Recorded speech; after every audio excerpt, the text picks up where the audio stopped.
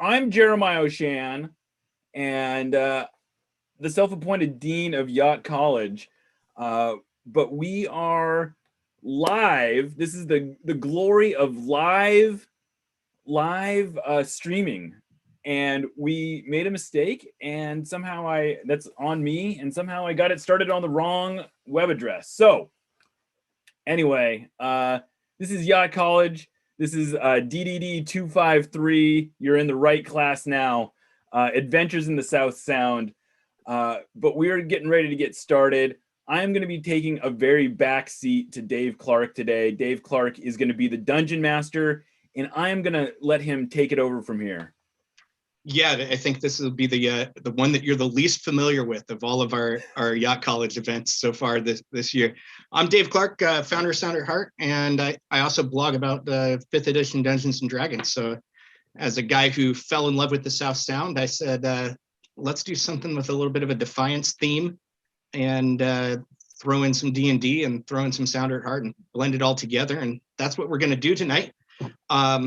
The Dungeon Master is the creator of worlds that uses rules and whatnot. They run the game. They're kind of the narrator.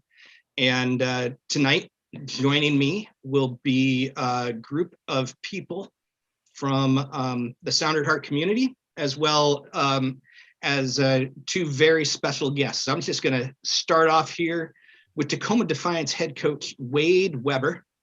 He is tonight playing Lorenzo. And Wade Weber is the Tacoma Defiance head coach. He got a promotion during all of our arrangement of all of this. You might also know him from radio broadcasts for Seattle Sounders Academy head coach, and of course, a former MLS player, former USL Sounder, a master's in education, and a guy that loves Tacoma about as much as anyone. So Wade, that's who you are. Tell us briefly who Lorenzo Snapdragon is. Yeah, Lorenzo Snapdragon is he's a bard. He likes to sing and play music. He does carry around a lute, but I couldn't find a lute. I did look, but I came up empty-handed. Yeah, he is a team player. He's not a fighter. He's more of someone who makes sure the team functions well, and will be their most ardent supporter in their time of need. I also can heal some wounds, so if our big burly folk get injured, I might be able to assist. But I'm not much use in a tackle. That's okay.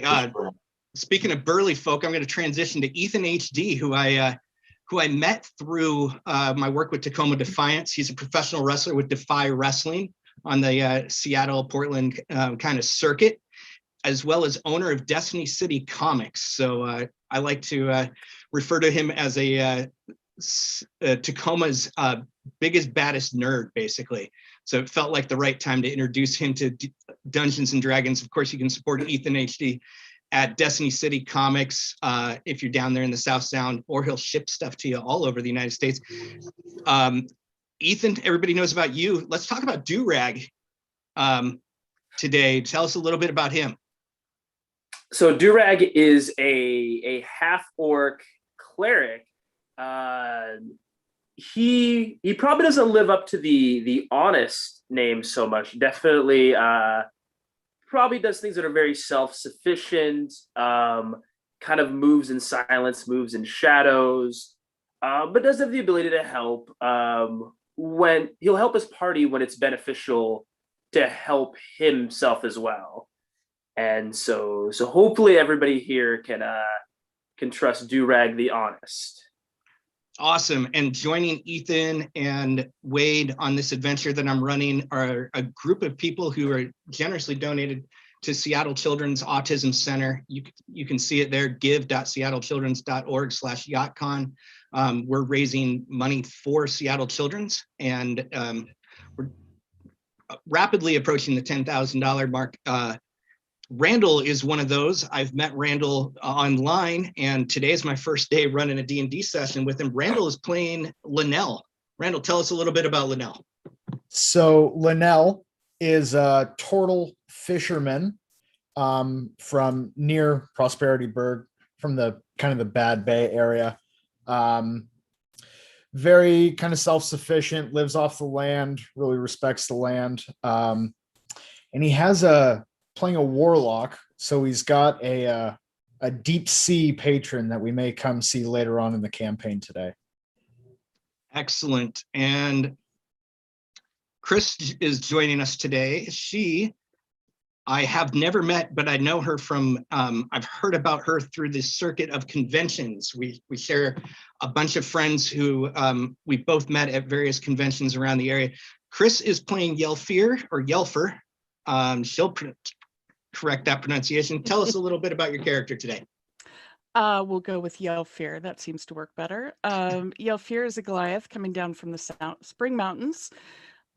She's a big fighter, former military, and loves to go charging in to beat the crap out of people that really actually do deserve it. She knows that they deserve it. Awesome. When we talk about big, beat the crap out of people who deserve it and warriors, there's another path along that same route. Jason and I have known each other for quite some time. Today, though, he's playing Razani. And Jason, you're the second big axe in the area.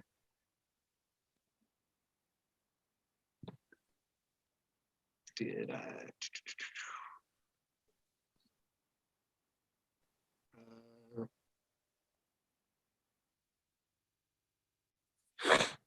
Jason, do we have you back? Nope.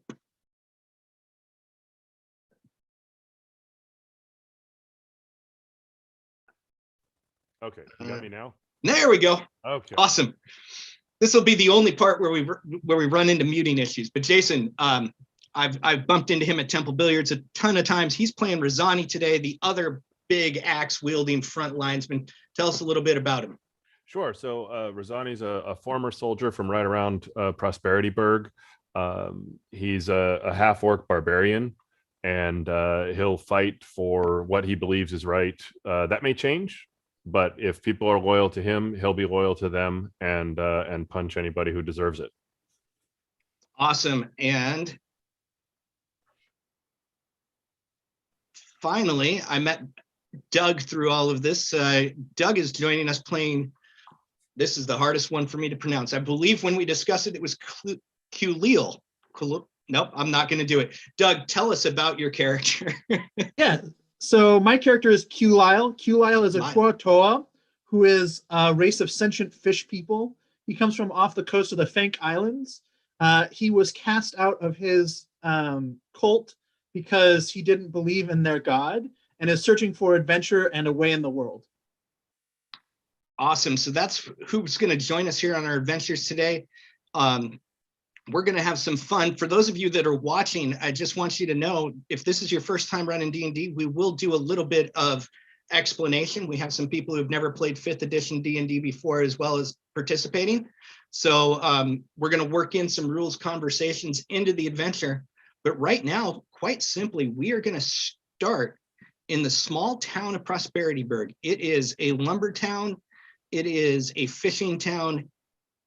It is a harsh place where everybody loves to live, and it is warm and gentle. We're going to start in a small little tavern. And yes, I'm going with the trope of the adventure starting in the tavern. It seemed like the easiest thing for our first level adventures.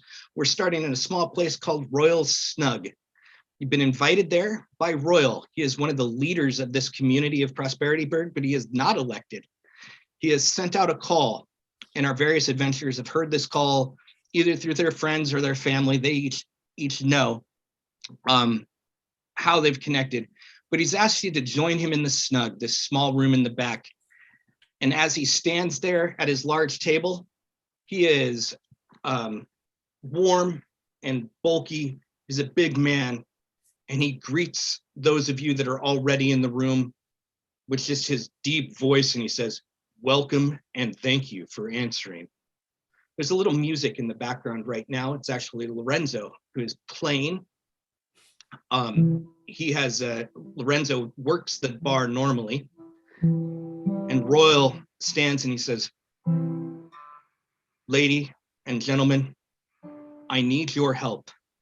I had a large batch of ale ordered up from the cities of aspirations, the small towns down south, and unfortunately, that ale has yet to arrive. It has been delayed weeks. And in my conversations with the community, unfortunately, we have discovered that the Castle Heiberg, just to the south of here, is no longer answering communications. So now I ask for your help. Can you head to the castle and figure out why my ale has not reached me, who has paid for this large shipment of Southern beers? Yeah. I appreciate that. Linnell, thank you very much. What I'd like to know, I've heard some rumors out here in town, unfortunately. It looks like those small villages in the South, they no longer have the opportunity that people are working towards. They no longer have those hopes and those dreams. And unfortunately, I think that they might have come to take our opportunity and our prosperity. But I don't know much more than that. There might be some clues out in my bar or throughout the town, but I entreat you this. I will pay you all well, not just in ale, but in real gold. Small sacks of it for each of you that choose to join. Lorenzo, your ears kind of pop up at the word of gold. Hey, I have a regular gig here at Royals. I appreciate that. I appreciate your generosity, and I am more than happy to help assist the recovery, or at least to determine what happened to this ale. This reminds me of a song. I can't think of the chords at the moment, but it's something about there's those folks are thirsty in Atlanta, and there's beer in Texarkana, and so I feel I'm on the same mission. And Royal, I'm with you. Guys, I think we should go out into the bar, leave the snug, go out into the bar and ask some questions. I think that'd be wonderful. Anybody coming with me? I'll be there for you. I'm Okay. coming. I'm game. It's a warm bar, welcoming. There are two people that generally stand out. Leah, she works the bar, kind of knows the people of the region. Lorenzo's familiar with her, as most bartenders in a warm, hospitable bar do. She knows the talk of the town. And then off, kind of in the corner by himself, sipping on a white soda, is a very large man, half bear, half man, in the corner by himself. And he, you guys don't recognize, doesn't seem to necessarily be of the town at this time. Is there somebody that any of y'all would prefer to talk to first, second, ask more questions? I feel very comfortable speaking with Leah. So if it's okay with everyone, I'll go up and what would you like me to try and learn from Leah? Q Lyle, anything in particular? Yeah. So like there's like a lot of beer that's been lost. Do we know what kind of beer? And does anyone in particular drink that kind of beer? Okay. I'll make sure to ask that. Let's come with me. I'd like to approach Dave. I'd like to approach Leah with Q Lyle. Can I ask in advance, is there any particular prejudice in this bar against, is it a Cuatoa? It is a Cuatoa. Yeah. Is there any particular prejudice against a Cuatoa that I might be familiar with or know of? Prosperityburg is, though it's a small town, is very cosmopolitan. With the port, the logging, the fishers, being as part of a trade route, the races and ancestries of the realm are fairly well known. A Cuatoa and a Turtle are rare, but they aren't similar to the famous cantinas of say Tatooine. You're not going to get there might be a second glance, but it's just I've heard of what that is, but I don't recognize him kind of thing. Okay. Well, we approach Leah and I'd like to initiate the conversation. Leah, you're looking fabulous tonight, as always. This is my friend Q Lyle. We have a couple questions, and we're hoping. I know it's busy. We're hoping we could maybe just borrow you for a minute or two just to get some answers to questions. Absolutely. I appreciate your interest, Lorenzo. What questions do you have yourself or the other, sir?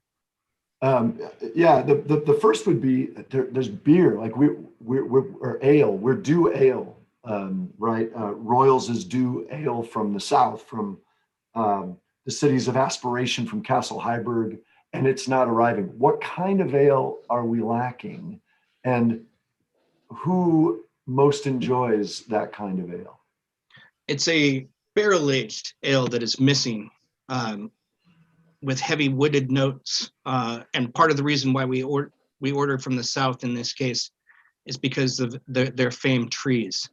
So we are The cities of absent aspiration. one of the high value ales. It's not arriving. It What kind isn't of ale it isn't like a lager. It is something that we are a bit more who used to most needing, enjoys that kind of ale? because we can charge them more. It's a barrel-aged ale Okay. that is missing.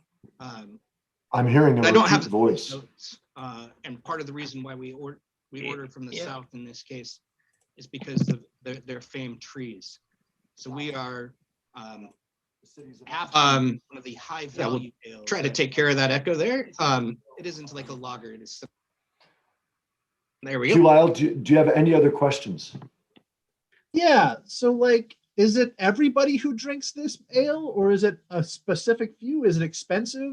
Oh, Like, it's a tell me- pricey one. It's a nice one that we don't just charge a few coppers for. That this is for the well-off in the region. Who in town are the well-off? Oh, there's some merchants, obviously Royal, and the mayor, but it's really kind of that merchant class of people who really, when they come here, they expect these pricier beers. I'm sorry, you said it was the royals or the merchant class? I missed that last part. Royal, as in the owner here of our wonderful tavern, as well as the merchant class of the region, travelers as well. They just like it because people like yourselves tend to be bathed in gold. So it's a fun way to overcharge them for something that they haven't heard of before. Have you heard tell of anyone that might have come across a large amount of ale recently? I haven't. To my knowledge, it hasn't hit this city. I don't think there are smugglers, unfortunately. I think that it was stopped before anyone in our town was able to taste it. That's everything I can think of, Lorenzo. Do you have anything else you can think of?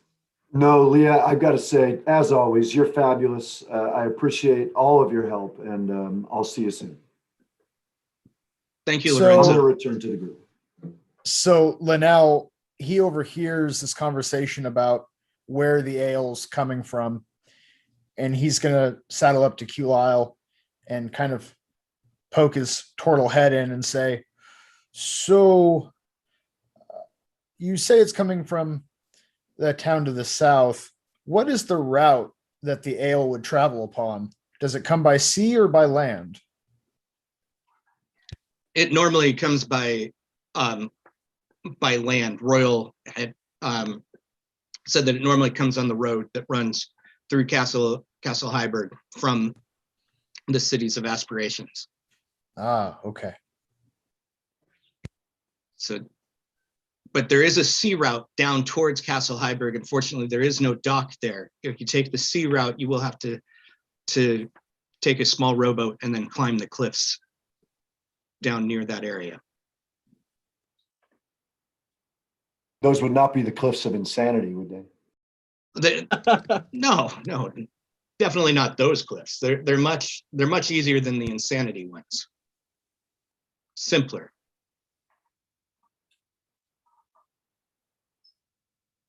Razani, I see you have a question. I think that it's probably good to take the same route the beer would follow. So just do it in reverse from Prosperity Town down south. I'm assuming the roads would be simpler than going down through a boat. I agree. I would follow that as well. I think we should talk to this half man bear. Yeah, I'm curious. Is he listening into our conversation? He, you know what, Yelfir, give me an insight roll. That seems like something you would pick up through insight. For those watching at home that you aren't familiar, insight is a wisdom check, and some people have proficiency in it and some people don't. I do not. So what Yelfir will do now is roll a d20, and this check will tell us that d20 is going to take a wisdom bonus and then a proficiency bonus, but we'll see. Maybe Yelfir's got a little bit of wisdom, but is not proficient. So what's that d20 tell us today? The D20 gave me a 6. You you notice the man bear is drinking. His demeanor and posture seems to face more towards the group of you, rather than say where Lorenzo was watching or where Lorenzo was performing earlier, and not watching the bar. Definitely more attention towards your group of peculiar and armed people.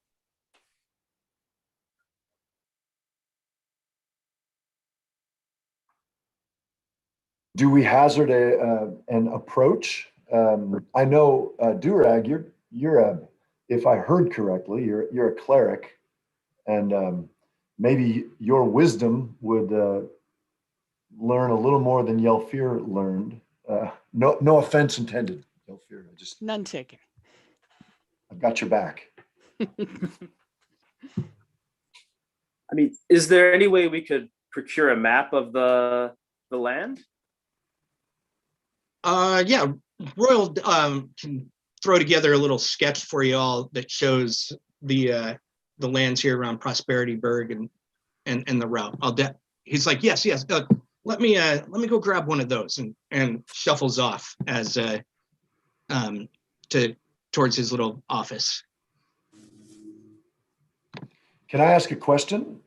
Yeah. Would my experience as a performing musician on tours of Prosperityburg and parts south have ever given me reason to travel to Castle Heiberg or the cities of aspiration? You know that it's a rough road that is well forested between Prosperityburg and Heiberg. There's an open pass that goes between two sets of cliffs around Heiberg, which is where the fort and what is now a castle is, and it's to kind of control that space, because when the castle wasn't there, bandits would raid the merchants that would travel on the roadway. So that's me out then. I'm not going to travel that road. No, I don't mean I'm not going with you guys. I just mean I would not have gone on tour down south. That sounds far too frightening. So I turn to Lorenzo and I say, you've been playing here for some evenings now, correct? That's correct. I'm in a 2-week residency. Oh, that's nice. Have you seen this large individual here at the bar before? I can't remember. Dave, is there a way I can check to see if I've done that? Yeah, let's make an intelligence check just to see about your memory there. So it'd be I got a +1 on that. Yeah, so roll a d20 with that and then add that 1. Let me know. Got it. With a 1, that is a 20. 19 + 1. Okay. Some people refer to that as a dirty 20. A natural 20 is basically a critical success. Yes. For those watching at home. You haven't seen him before, but you do know that he entered this night and was he paid most of his attention to Royal, not to Leah at the bar, and not to you. Like, his attention was on ownership, not necessarily the typical bar atmosphere. You know, when most people go to a bar, they're chatting with their friends, they're paying attention to the bartender, or they're paying attention to the act. You know what I'm saying? And in his case, he's very intent on what's going on with Royal. DM, hmm can I tell if this man is armed?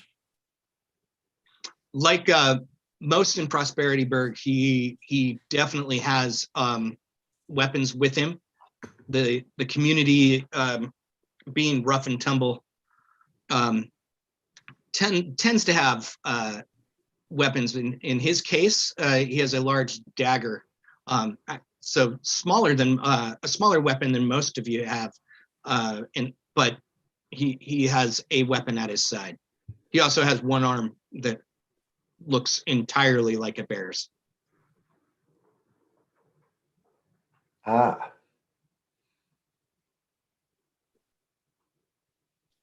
Let's see. well, can I say fortune favors the bold? I'm not feeling terribly bold, and I would really like some Rosani backup or somebody that can handle themselves better than me. But I would, I'd like to go buy this person a beer or whatever they're drinking, and see if maybe, hey, they're new in town. What news do you have? We're always keen to hear from travelers. So I'm welcome. I'm happy to go over and do that, but I'd love someone to come with me. If you're in Yep. my town, then I will happily protect you, especially if there's beer. So I'll Sonny, the next one's on me. I swear to God. I'll kind of loom, vaguely menacingly in the background. The more the merrier. If so, then DM Yelfir and Razani and I would like to approach this person's table. awesome. Can I attempt to charm them in any way? I know apparently I'm charismatic, I'm told, but I don't know what that implies. I don't want to try and fool anybody, but maybe I do. Not necessarily with a spell, but with a skill. Just your natural charming self as a bard. Yeah. I just want to give them a smile and see if it disarms them metaphorically. Yeah, let's call that one. That's a charisma check, and we'll make it persuasion. Lorenzo has a +5 in persuasion. It's one of the things that he's the best at. So let's take that D20 for a ride again. All right, let's hope I haven't used up my 19s. I got a 12, so it's 17. That's pretty good. So he is comfortable around you. The offer of a beverage, and to be frank, the outside of yourself and Clulisle, the rest of the group is pretty darn big. We've got 2 half-orcs, a Goliath, and a turtle, which is a human-sized walking turtle. You guys take up some space. So even though this is a half man, half bear, you've got some bulk and some fellowship on your side, both. Well, I approach, I say, good sir, my name is Lorenzo. My friends call me Lo or Zoe or Snap Drizzle sometimes, but I would love to buy you a beverage. You're new in this town. I've never seen you. And I'd love to hear what news you can tell from parts unknown. These are my friends, Razani and Yelfir. And Leah, can I get around over here for my friends around? Leah, familiar with the drinks that you had when you were called to the snug, throws together everything for the bear man. It's a white soda, which is kind of a creamy but effervescent gin based drink. And then for the rest of you all, whatever it is that you prefer, the mix of beverages that she had earlier, but she remembers his because it was unique and different. And he thanks you in a low growl.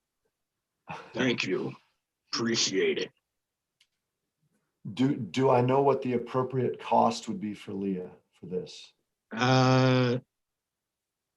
Yours is his is kind of pricey, but altogether, group of 6 of you plus him, you'd probably toss her about $1 gold, having her keep the change. Okay, because I would- you're coworkers and you want to stay on her good side, because when you stay on her good side, you get more tips too. Absolutely, and the drinks are always a little bit stronger. Okay, that's great. Sir, could I trouble you for your name? Most call me Jack. Jack? Jacques. Yes, Jack. Somebody, was that Jacques? Like You are like close Cousteau? enough. You were close. Okay, okay. Jack, it's a pleasure to meet you. Where are you from? You're new here. Tell us, what news do you have that brings you to Prosperity Bird? The trees are moving. The trees are moving. Is this a metaphor? No, they're literally moving. They've gotten up. They feel abandoned. This Come- seems this seems dangerous. Yes, very. Where are they? Where are they moving from and to? Those southern cities, they keep growing. They've chopped down several of the trees, and now these trees feel they are no longer valued. So they have pulled up their roots and are on the move. Okay, that's terrible. Is there anything we can do about that? I would hope that Castle Heiberg could hold them off. Your people of this city have built a wonderful fort. Please don't let it fall. Rosani and Yelfir, I have nothing else to say. I don't know what I'm supposed to ask anymore. I've hit a cul-de-sac in That's okay. in the conversation. The other three of you kind of feel this low rumble because all of you are big, but a bear with his thick voice, like you kind of feel this rumble, a little bit of anger, but also this begging for help at the same time. How far south are these trees the last time you saw them or heard of them? They were on their way to Heiberg. I assume they want the empty field there. They want to control space. They want to be on their own. Well, if we were heading south for the beer investigation anyway, we might as well go to Heiberg and take a look at these trees. Yeah, makes sense to me. I'm in.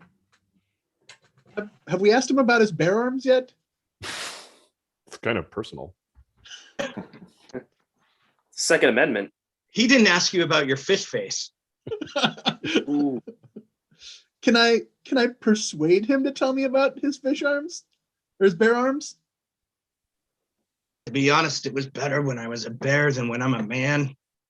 This curse has turned me from bear into half man.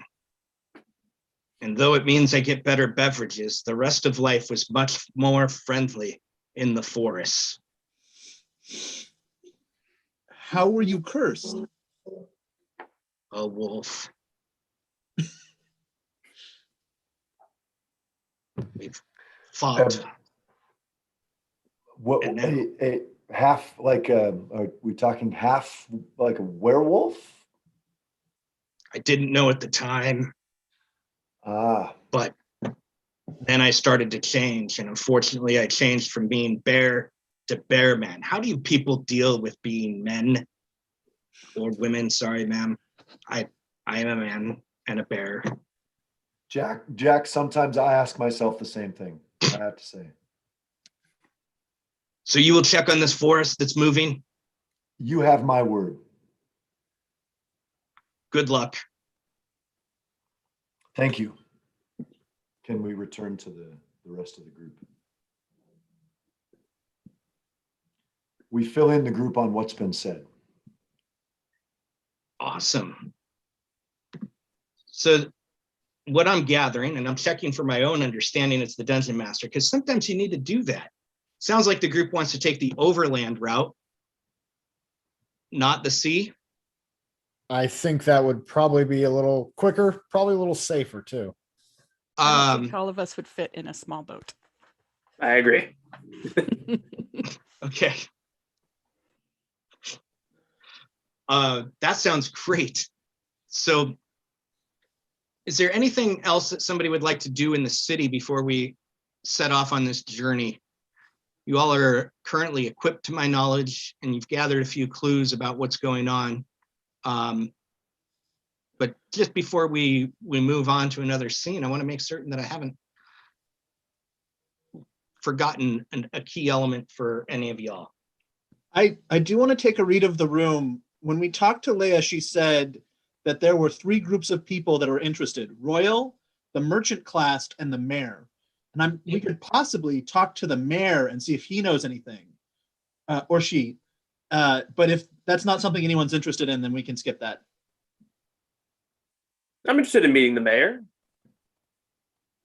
I also think the Jack was looking at Royal and he was ordering a beverage that would be unusual.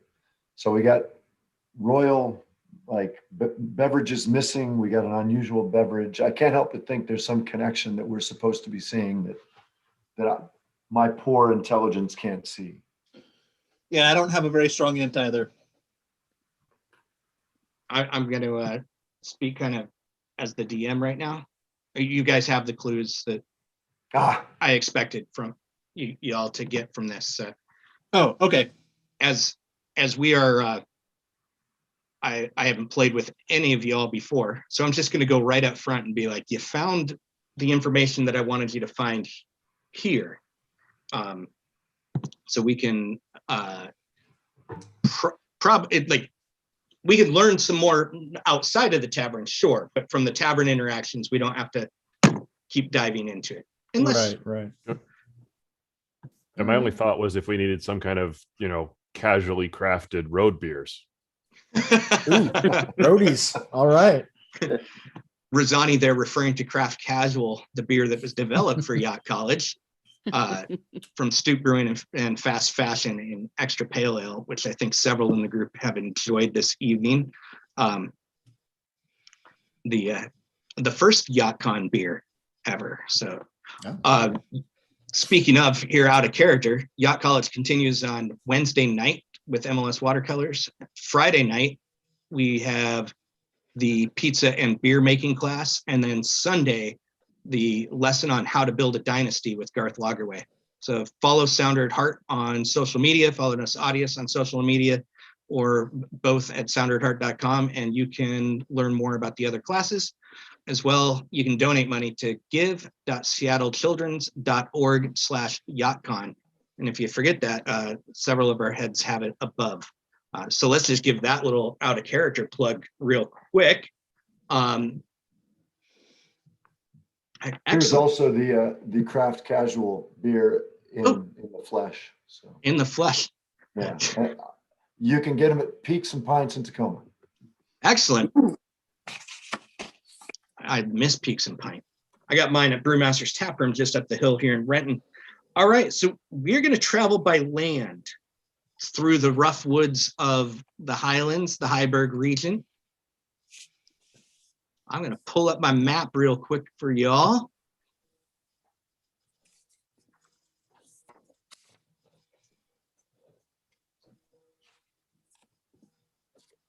This journey to the journey from Prosperityburg to, let's see if I move my head the correct way, towards Castle Heiberg there, is about a half day's journey. You're midday now, so you'd get to Heiberg during the evening, traveling that region. And then you see to the south, let's go that way, the Weald of Aspirations and the smaller villages that aspire to the greatness of Prosperityburg and Sky Sea City to the north. To travel along this path, the group of you, I'm going to ask you to establish what we call a party order. That's basically who's in the front, who's in the back. And the reason we do that is because when you get into an encounter, it's who gets ambushed first or who gets snuck up on from behind. Some of y'all are built to be the front line. So I'm going to guess Razani and Yelfir kind of side by side right up front, two large forms with big axes ready to chop down anything that gets in the way.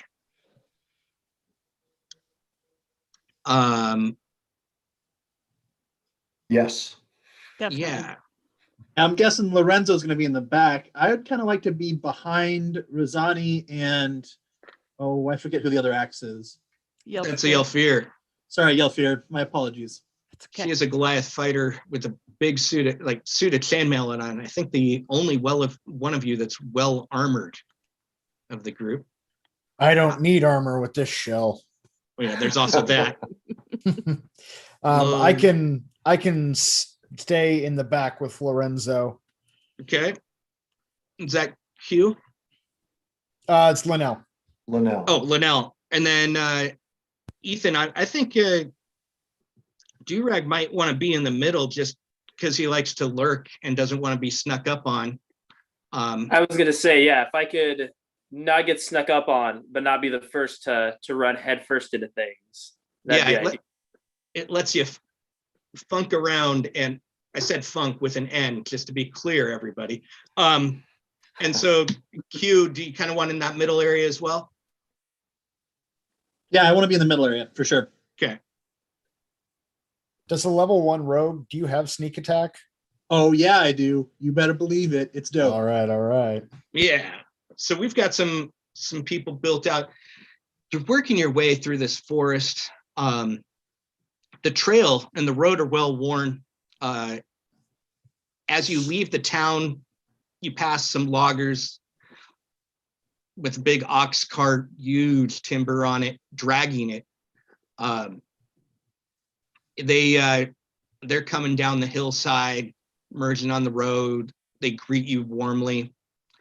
But the longer you get on this trek, in what is a light rain with a heavy fog, you see fewer and fewer people.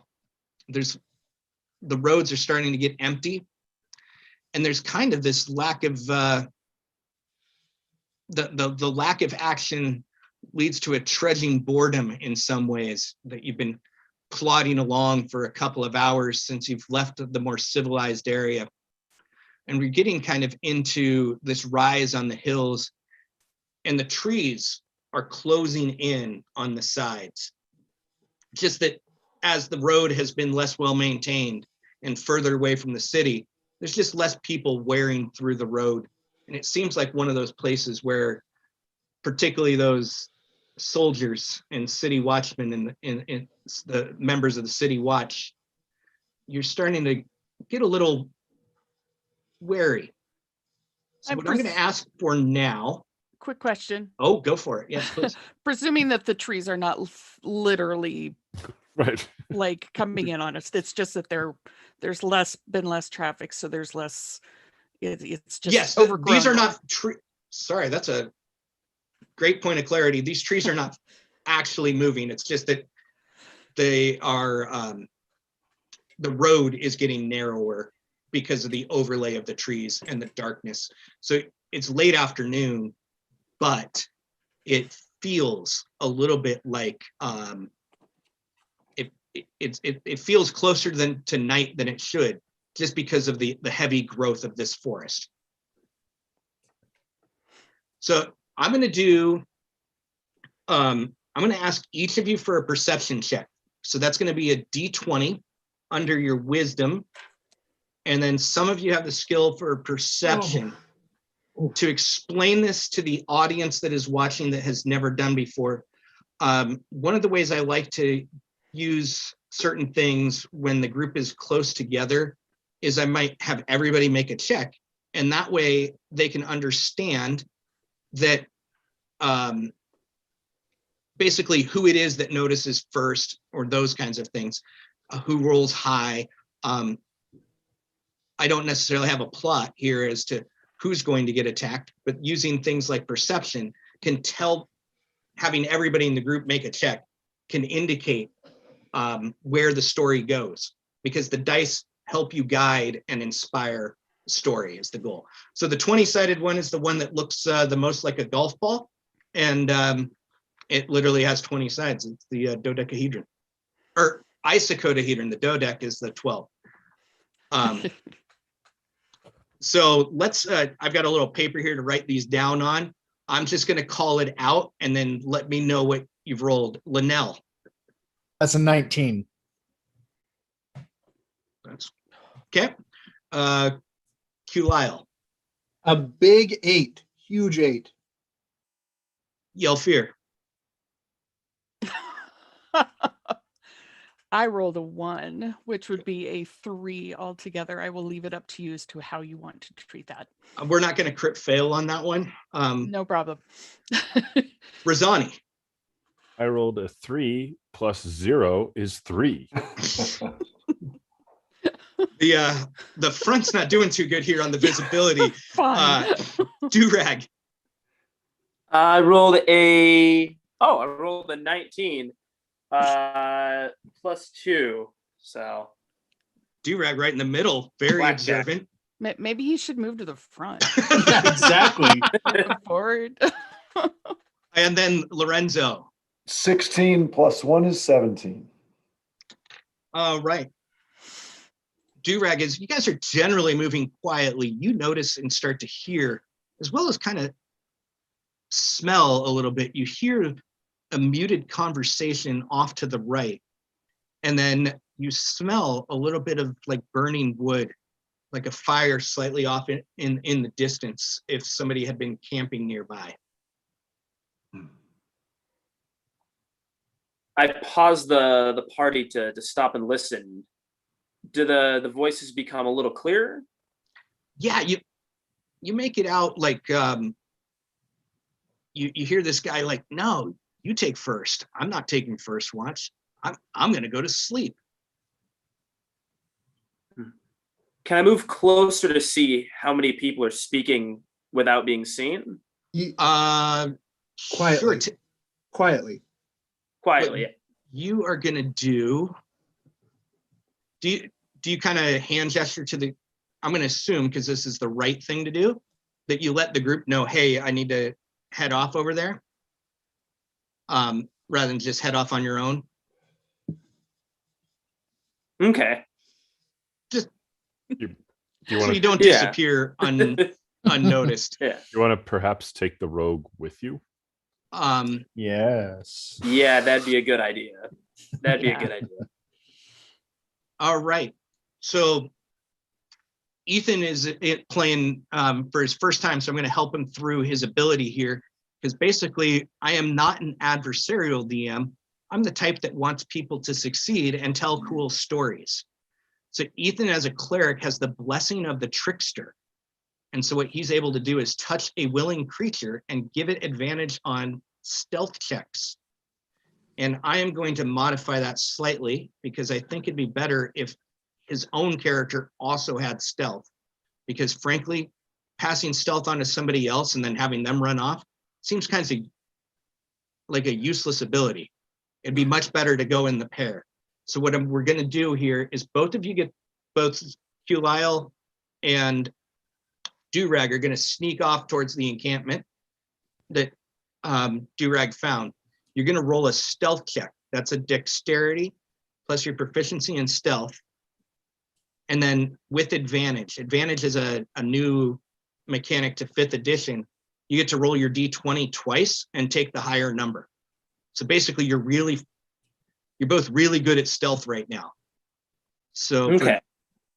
Durag, you're going to roll that die twice and have a +3 to the higher number. And then Q Lyle, and I'm just looking it up myself because I want to know. The +5. Also with advantage, yeah. So 13 plus 5 is 18. Okay, so I rolled 16 and 18, so I guess 18. So 18 plus the 3, so 21. So the rest of the group, your cleric, little half orc, not little, and the Kuatoa, the fish folk, slip off into the woods, and they basically disappear from your sight. Nice. I think while I see them sneak off, I'll motion to our muscle and to Lorenzo and say, let's step off the road just in case. I agree. Good idea. Good plan. I'm gonna try not to break too many things on the way in. So you all are attempting to kind of hide on the edge of this woodland area. Yeah, I think just to take a step off, maybe just inside the first tree or two. All right. I'm just going to work down the line here. Razani, what'd you get on that stealth roll? 12. Lorenzo, 13. Yelfir, 1. So 1. one. My dice. With, That, Yeah, that my dice. My dice dice- don't. yeah, dice jail for that one. Yes, that one's gonna go hang out over here with the and rest of them. Linnell. That'd be a 17. Somehow the giant turtle shell is the one that hides the best on the road. You found the best tree. I was gonna say I have experience turning my shell around so I don't knock anything over. All right. So let me put a little note here, and then I have to roll some dice on my own because they're going to tell me what Hugh Lyle and Durag have discovered. I had to roll several times because it rolled off the table twice. So Durag and Hugh Lyle, you guys sneak off. You're about 120 feet away from the road at this point, slipping through the heavy underbrush, and you duck behind this, you're kind of in this briar, this low bush, and you see a campfire with some bandits. They,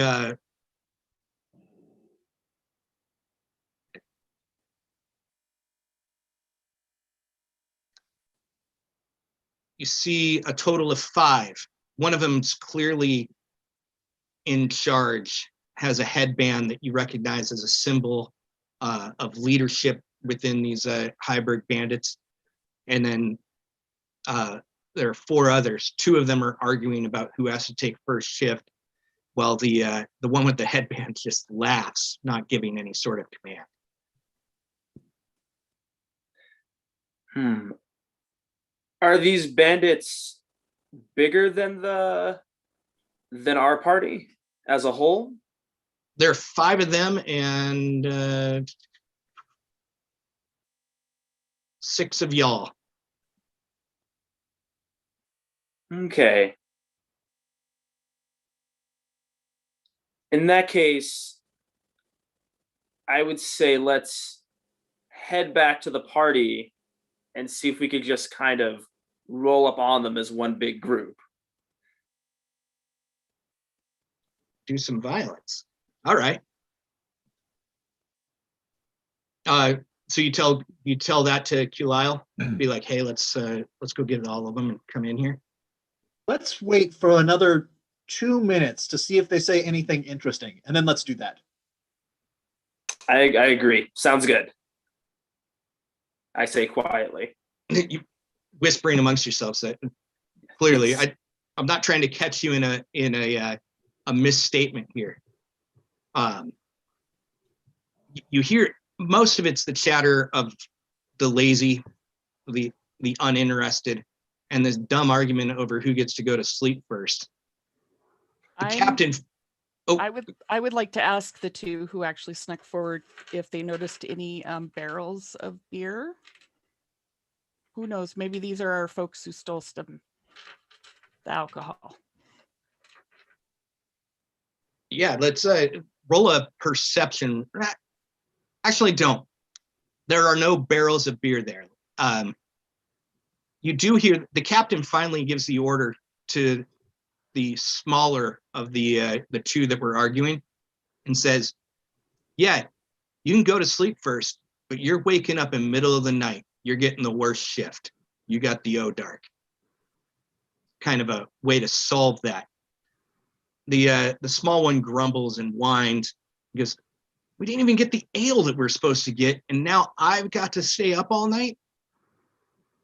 This life of banditry is not for me.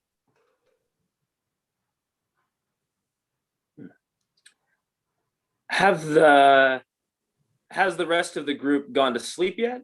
Or are we kind of still waiting? It's still late afternoon. Basically, only the one that's going to wake up in the middle of the night is the one that's going. He's about to throw his blanket and sack down to sack out because he knows that he's going to wake up at essentially, if they had clocks, 2 a.m. So he's crashing early, and the rest of them looks like are getting out a deck of cards and burning a big fire. Okay. Do they have any goods that are visible or anything that might be of use to us?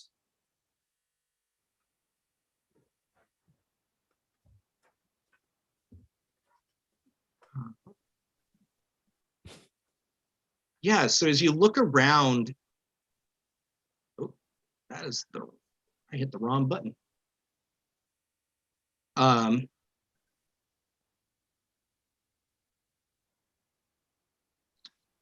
Like the captain himself, he has a scimitar and a dagger, studded leather armor. He's suited up in a,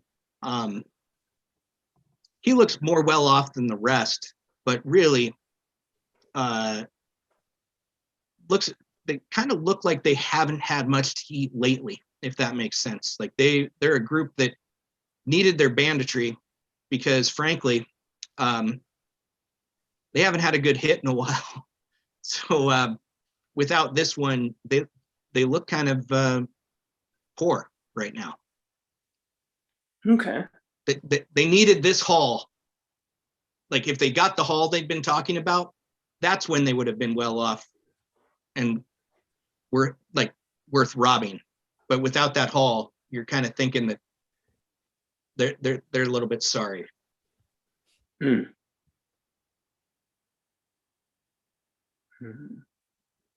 But all of them have big curved swords. Like their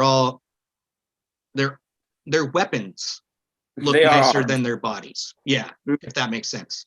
Yeah. All right, let's bug out. Yep. Yep. Let's get out of here. The two of you slink back through the woods, managing to stay hidden. You see Yelfear first. She's a Goliath. She's nearly 8 feet tall, if I remember correctly. Frankly, this just wasn't the types of wooded area where there was an opportunity for her to find a place to hide. So you see her. The rest of the group you don't eye at first, but yeah.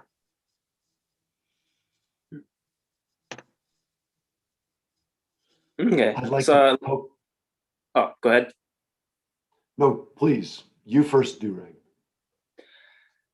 So I just wanted to let you guys know there's a group of 5 bandits, seemingly without any treasure of their own.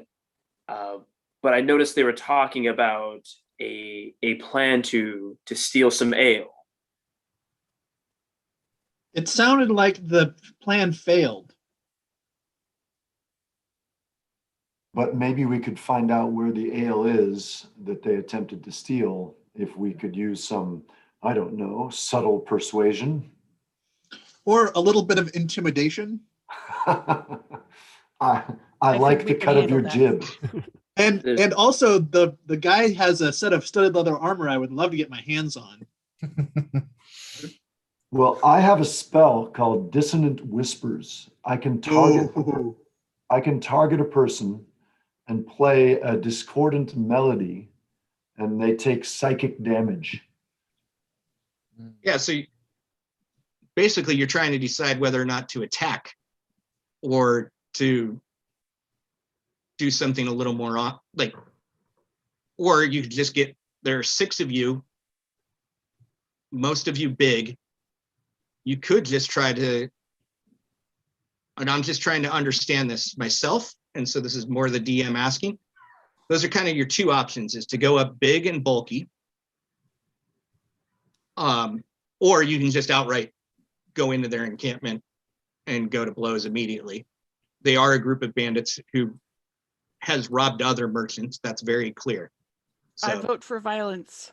I second to vote for violence. There's 6 of us and 5 of them.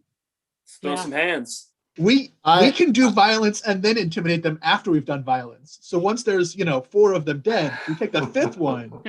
I hesitate to speak against the group, but I think I will be the alternate voice of possibly reason, while they are bandits, and we will not allow their kinds in these lands.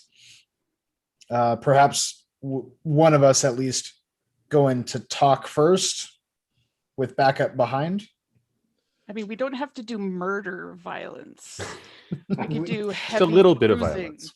heavy Immediate bruising, murder hobo party. Yeah. maybe a loss of a limb or 2. Or But 2. I mean, I will volunteer as long as I know that you have my back. always. I got your back. I'm going to review a rule in 5th edition with this group and with the audience watching. On a blow that would be a killing blow, when the player discovers that, they can declare that blow is just a blow that knocks unconscious. So in 5th edition, you are not required to kill. You can just knock them out. So that is an option, particularly in a group where you might want to get intelligence from them later. Yeah. I'm not going to tell you to kill or not kill. That's up to y'all. Sometimes it's really fun in D&D to just kill things, particularly when they're bad people or monsters. So They could There just you be attempted murder hobos. so Yeah, non-lethal damage. Yeah. we're going to take Linnell is going to kind of enter their little encampment first under no guise of stealth, while the rest of y'all try to do what? I would like to occupy a position, obviously to see Linnell and to hear him, while remaining out of the range of their campfire. Although you say it's late afternoon, so it's more it's the smell. Yeah, right? Okay. it's not nightfall yet, so Okay. Just as to sit back as far as we can. I'm not going to be very helpful, other than I can also put people to sleep. So okay. if you're interested, Linnell, I'm not going to be much help with a sword, but if anything goes down, I'm putting the bastards to sleep. There we go. That is greatly appreciated. Some of the bastards, anyway. Maybe not all of them, but some of them. Rosani, what are you? Do you I'm kind of want to Yeah, go to I'm that thinking front area? Yeah, but I'll stealth up so that I don't look like I'm with them necessarily. I'll be, kind of to the side in the woods a little bit, but close enough to jump in when needed. Okay. You said stealth up. Roll me a stealth roll real quick. Okay. 18. Whoa. Right on. Yell fear. What are you gonna do? Well, I will try to do the same. We'll see if I'm a little more successful. All right.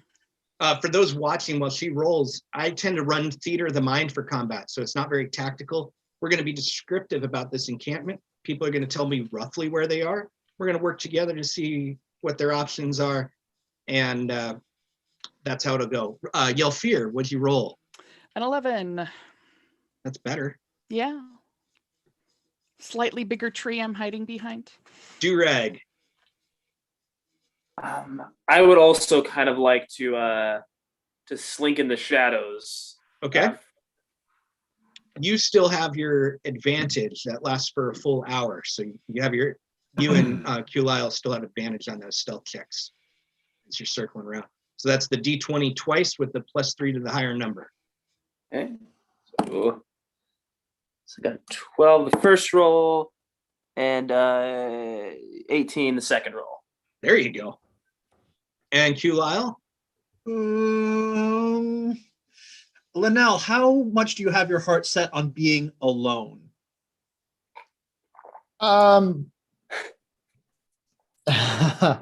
Well, they may feel that one traveler, especially a rather weak-looking turtle like myself, they may be a little more allowant to talk. But Okay. company would not go amiss. Sounds. I'll hide then. I'll be on team hide. Right on. Do you want to Oh, I circle gotta- around to the backside, maybe? I do, and I got a nat 20, so I want to do it a lot. All right. Yeah. Let's take that nat 20 and just say you basically flank them. So if they try to run away from the group, they're running into you. But you'll be hidden, so you'll be able to take advantage of that as you step out. All right, Liddell, your friends, your allies have basically encircled this encampment as you're going to approach it. Talk me through how you're walking into this bandit camp. Can I just interject? Oh. Would I be able to lay a hand on Linnell and bestow him with a little heroism spell, just in case anything goes sideways for him, some temporary hit points? There we go. Temporary hit points. I love it. Yeah, heroism is one of the 2 spells I believe you can cast in a day. But that's going to be great. So here we go. How many temporary hit points is that, Wade? That's a great question, Linnell. It's the first time I've cast it. So heroism remains due to concentration. A willing creature is imbued with bravery. Linnell cannot be frightened and gains 3 hit points. They're called temporary hit points for either as long as Lorenzo concentrates or until they're gone. You'd be surprised how long I can concentrate. Yeah. We probably won't run into that mechanic because it's 3 hit points, but that's going to help him stay alive a little bit. Hey, that's 30% of my pool right there, so I'll take it. Yeah, at first level, 3 hit points is big. Yeah. Right on, Linnell. So you're feeling Perfect. confident. Yeah, I feel a little more kind of character strength walking into this encounter. So you walk up and the bandit captain reaches out and grabs some money from his friends. It's only coppers going his way, but he wins and laughs at his group. The one that is trying to sleep is kind of tossing and turning because, well, it's hard to sleep with all the jokes as they're playing cards together. Right. So I will walk through the forest, not trying to stay hidden, making a little bit of noise. And before I reach, I'm kind of thinking of this as like a clearing in the trees. Mm-hmm. Okay. So before I reach the clearing in the trees, I'll announce myself, and just say, "Hello, fellow travelers. Hey. May I join you for a moment away from the road?" They kind of eyeball you. Basically, you feel assessed. I've felt this way many times before as a turtle. Sure, turtle man. What do you Thank have you. for us? Thank you, friends. Unfortunately, I do not have much. I'm just a fisherman traveling along the road to Prosperityburg, catching a boat out into the bay. You got any fish? Oh, not on me. It's been days since I've been able to tack. fish. We need something to eat here. Oh, I'm sorry, my friends. I have nothing to offer except conversation. That's not really worth a lot. Sadly, that is all I can give.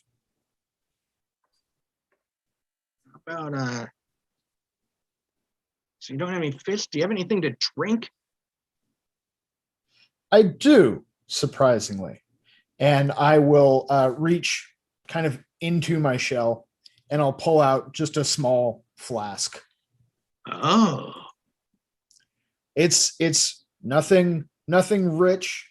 It is simply a home brew that my people sent me with on the road.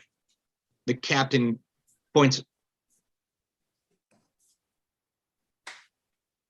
to one of his and says, "Get that for me."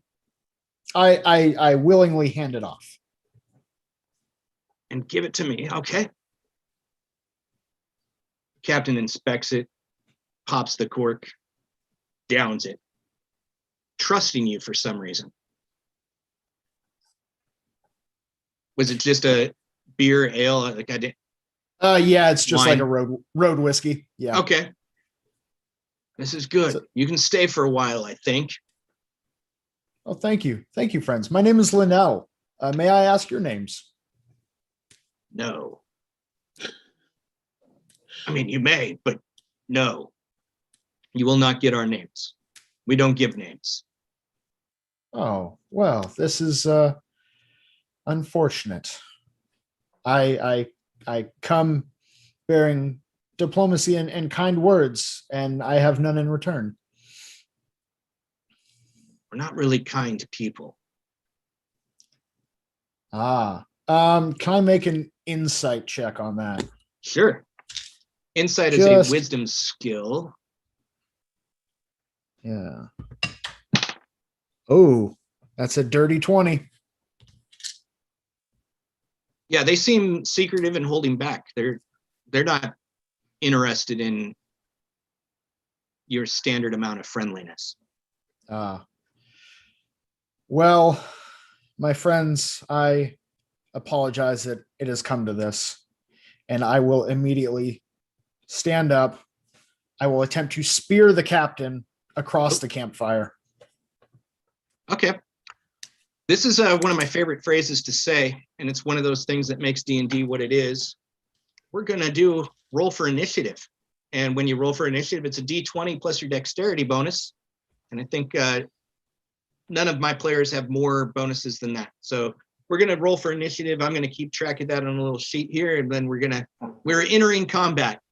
Linnell, I'll just have you roll first because, and then I'll work down the line since you decided we're no longer peaceful.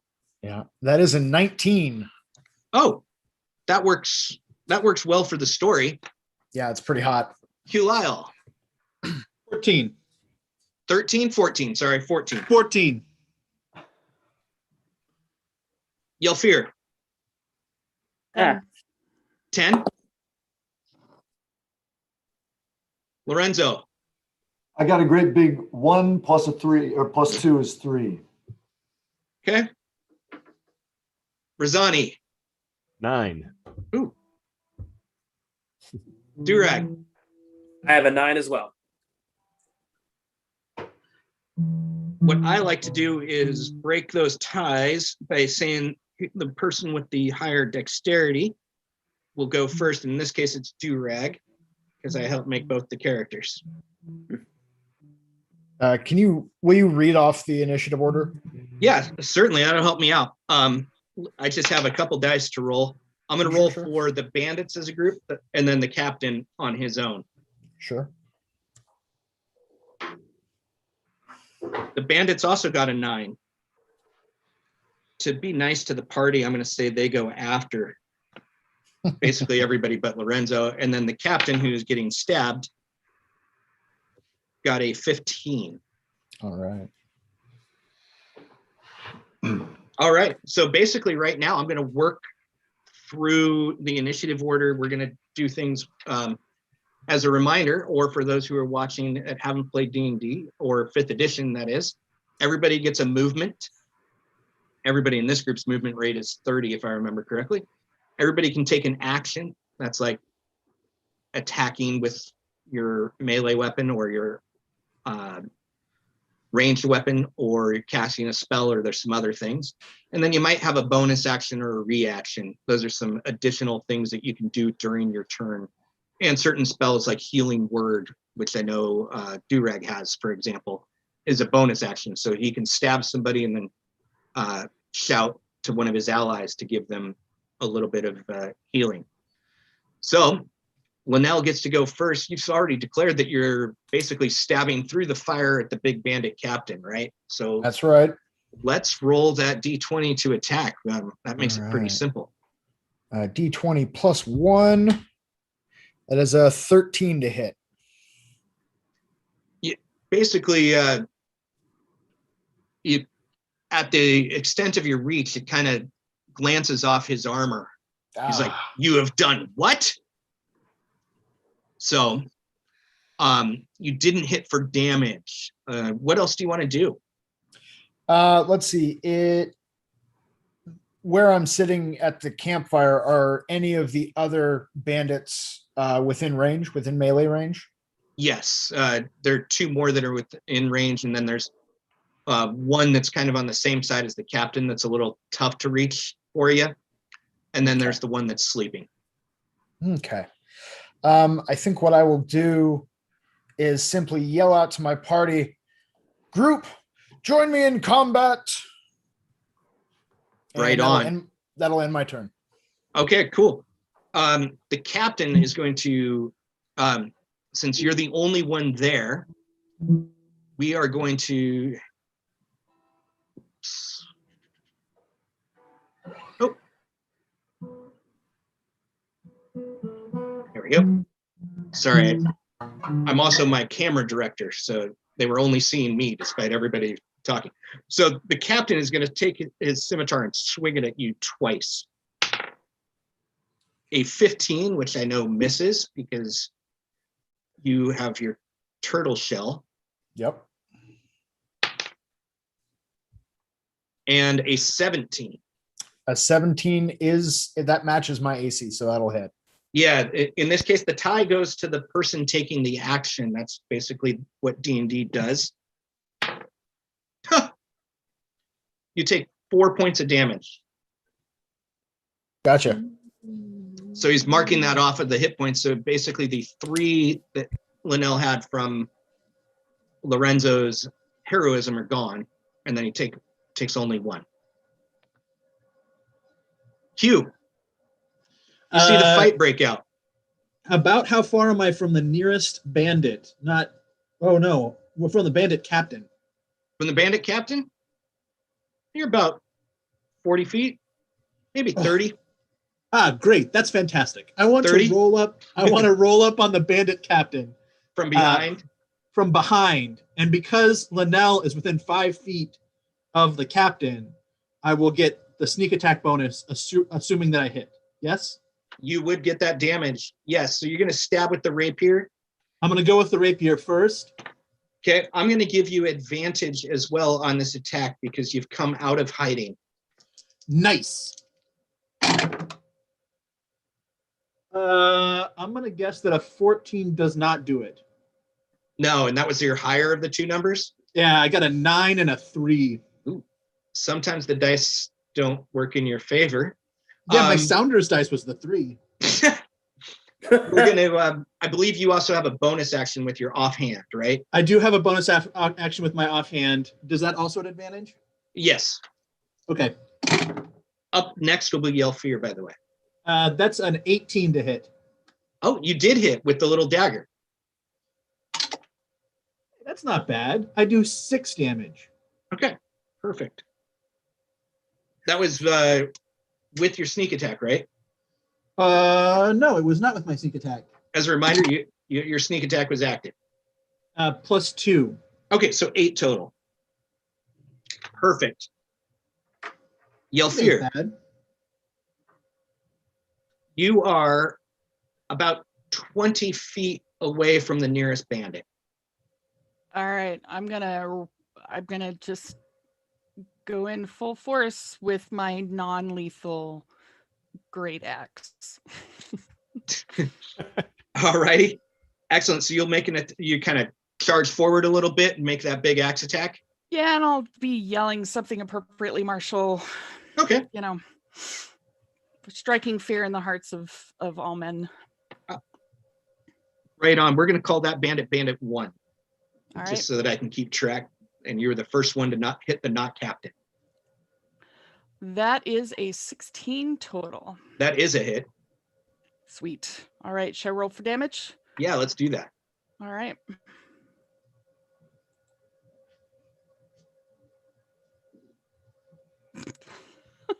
Four points of damage. Ooh, that wasn't expected. Durag, you've seen Kulile leap out of the forest to stab at the back of the captain and yell fear, charging out. What is it that you do? How far am I from the sleeping bandit? Ah, We'll call it 25 feet. girl. We'll call that 25 feet. Get him. So I see that I carry with me 50 feet of rope. Mm-hmm. Can I sneak up and tie up the sleeping bandit? Yeah, you can definitely run. You can get up to him right now. Hmm? Let's have you. I'm looking. Oh, you had that 20 stealth. Let's ride that stealth. So yeah, you can get up there. What I want right now to see how fast and well you tie that rope. Let's do a dexterity check, which again would be a D20 plus your dexterity. And I'm pulling up your sheet right now to see if you have sleight of hand or something else that might apply. We'll just call it sleight of hand. Yeah, so you have a +1 to your D20. And basically what that's going to do is when he wakes up to try to untie himself, your die roll will determine how difficult it is for him to escape. Okay. So roll. Yep. Got Didn't- a. Where are you? 4. With the +1? Oh, so 5. So it's not going to be tough, but that's okay. We'll get to him on his turn and see what happens. Razani. I am going to run out of the woods to the closest bandit available, and with my great axe, look at lethal damage. I'll leave the non-lethal to other people. Right on. That is a 20 to hit. That definitely hits. Not a natural, right? Correct, not a natural. 1d12. Oh, 6 damage. Okay. He looks wounded, which is basically, we'll tell you that means that he's halfway there. Do you have a bonus action or a reaction that you'd like to take at this time? Are you good? I think I'm good. All right. We're into normal bandits. The bandit that you'll fear struck swings back and gets a 5. Yeah, that doesn't hit. No. The bandit that Razani, because you guys are basically face to face, so that makes that really easy to figure out who it is that they're going to strike. That is a 20, though. Ooh. But he rolled a 2, so you take 3 points of damage. Which should be okay. Bandit 3 is I am just going to roll even or odd. Odd will be Razani, even will be Elfir, because those are the ones that are right next to him. It's an even. And a 12. So all that to figure out that they missed. And then the sleeping one is awake now, didn't sleep through getting tied up, but is going to try to struggle to break those bonds.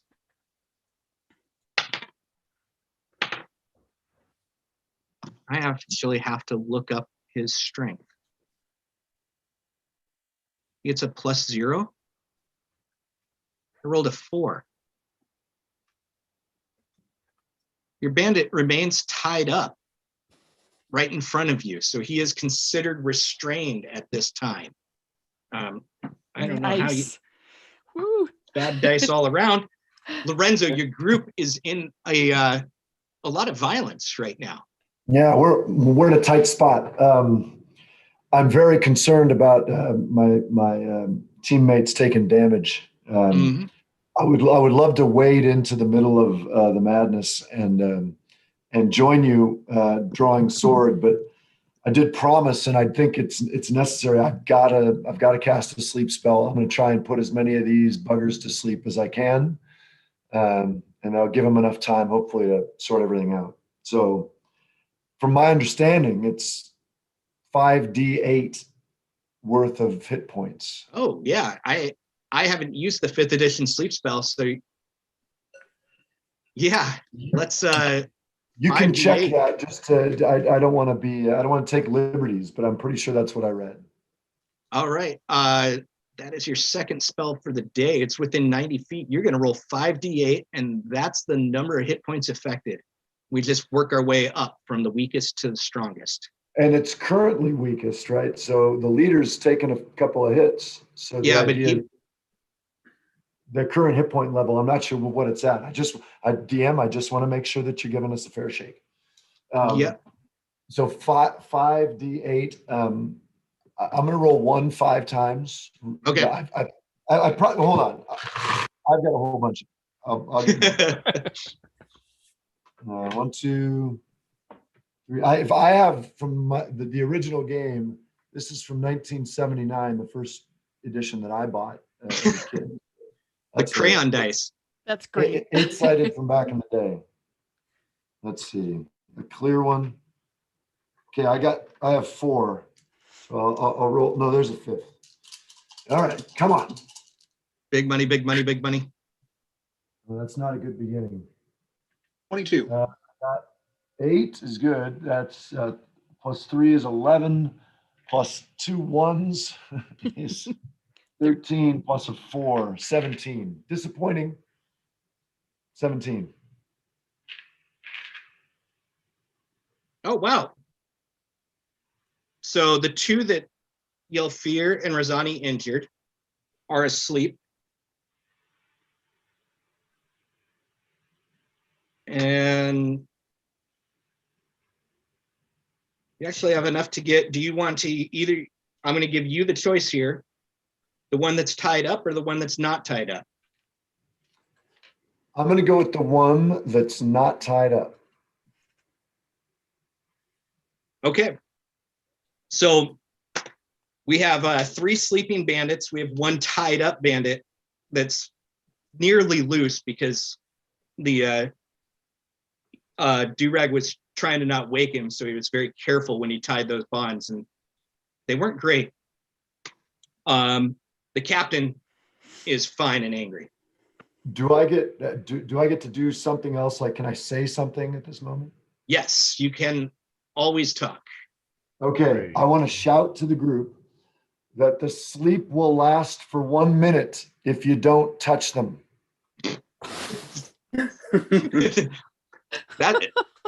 This is a spellcaster who doesn't assume the group knows. That's great.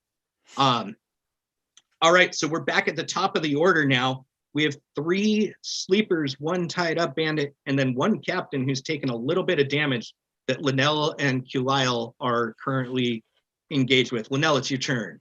Perfect. So I am going to throw a little magic down. We're going to bonus action hex the captain. Okay. Let's see. There is no save on that, so he is hexed. Yep. So yeah, I reach into a little leather pouch and I grab a small newt's eye and I crush it between my thumb and forefinger. Ew. And so a little bit of magic surrounds the captain. He's hexed. And then as my action, I will invoke the depth of Bad Bay and I will cast Eldritch Blast on the captain. Right on. And that is a roll to hit. A roll to hit. Oh, man.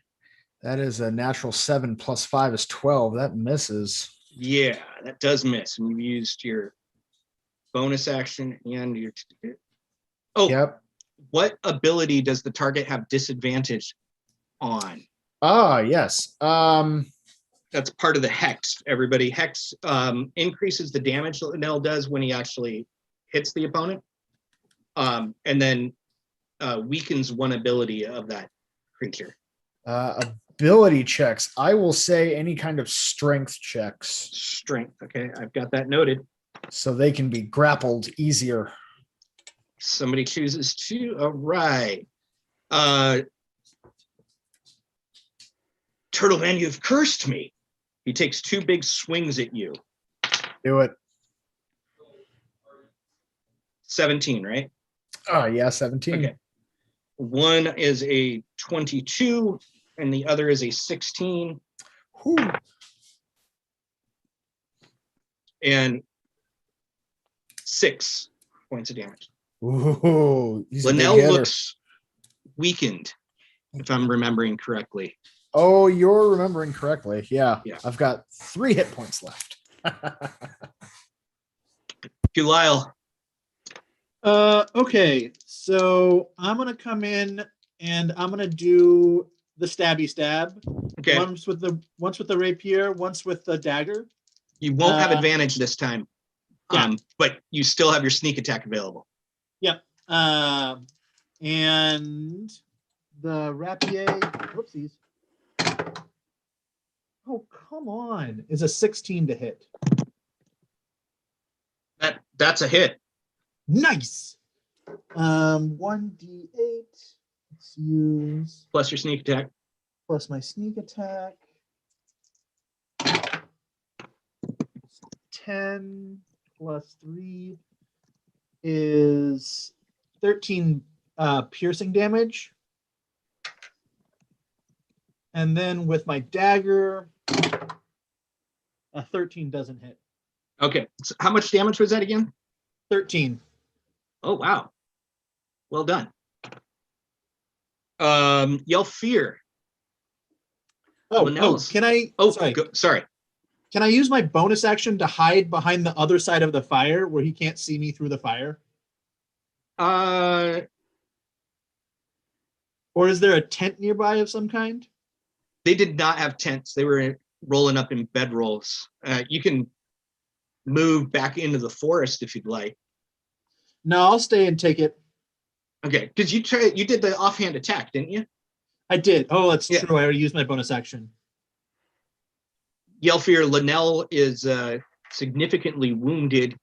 The bandit that you were fighting, though, has fallen under sleep from Lorenzo. What are you going to do? How far away am I from the captain? 15 feet. You basically have to skirt around the fire. So Pretty easily. I'm gonna leap through that fire at that captain, basically to provide a larger target than our rapidly bleeding out warlock. Awesome. You leap through the fire, basically just kind of charging through the burning wood. 1 foot kind of pounces in it. No damage or anything like that, but showers of sparks. Excellent. Big 2-handed axe swing. Go for it. Non-lethal damage. Take that swing and tell me what you roll with your D20. Yeah. I rolled a 19 plus That's a 5, hit. so that's 24. Yeah. Got Right. him. Right on. Finally. Your damage on that, I believe, is like a D12 plus your. Yeah, 4 damage. So I basically give him a love tap. But a really accurate one. Yes. And with great, entertainment. Oh, you're here too, huh? Yes. Kind of. Bring it. Thanks for letting me know. Durag. Okay. How far am I from the nearest bandit? Well, you're basically on, like, right on top of the sleeping bandit that you tied up, like 5 feet from him. Yeah. Or not the sleeping. You tied him up. He's no longer sleeping. And then the other 3 are kind of scattered about and sleeping. And then there's the captain who your group has surrounded. I got a 1 on. How far am I from the captain? My turn. You You're about 35, 40 feet. Is that within throwing range for a dagger? You could step up and throw it at normal range. Yeah. Okay. Take like two. You basically take 2 steps and hurl it off. Yeah, I'd like to approach and throw my dagger. Right on. So you are going to roll a d20 to hit there. Okay. I got a 10. A 10, and then you are going to add your proficiency bonus, because I know you have that, which is a 2. And then you get the option to use strength or dex. Your strength is higher, so that you rolled a 14. So you basically stuck it in his boiled leather shoulder, but not to do damage. Like, it's just stuck in the leather element. So you rolled just under what you needed to succeed. You also have a bonus action, and I'm gonna try to help you out with that. You could actually throw another dagger with your bonus action. It would just be a little less effective. If it does hit, you would do less damage with it. Yeah, I'll throw a second dagger then. Perfect. All right. Let's see. So rolled a 4. That one didn't come close. Like, you just, unfortunately, yeah. You have a few feet of movement left if you want to use it, or you can pass it off to the next character. I think I'll pass off. Razani, you're up. All right. Is anybody near me still awake? No, they seem to be imbued with a magical like shimmer. The bandit that you'd assaulted earlier is passed out and asleep through the magical shimmer of Lorenzo's spell. Okay, then there's only the, and how far There's away? the captain, and then there's the one that's tied up. The captain from you, we'll call it kind of 25 feet. You basically have to go around the other side. If Yell Fear had not run through the fire, you would have gone through the other side, kind of to circle around.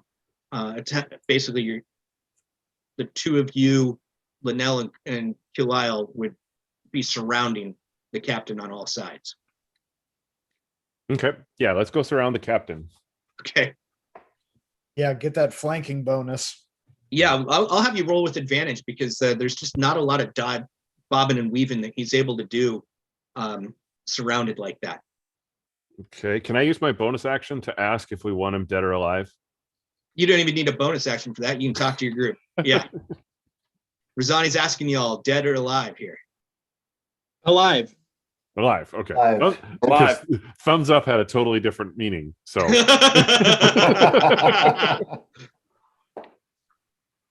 alrighty, a 16. That's a hit. Okay. And a non-lethal 6 damage. Okay. He's looking wounded now, and the rest, only one of his partners in crime is even awake. That one, it's their turn.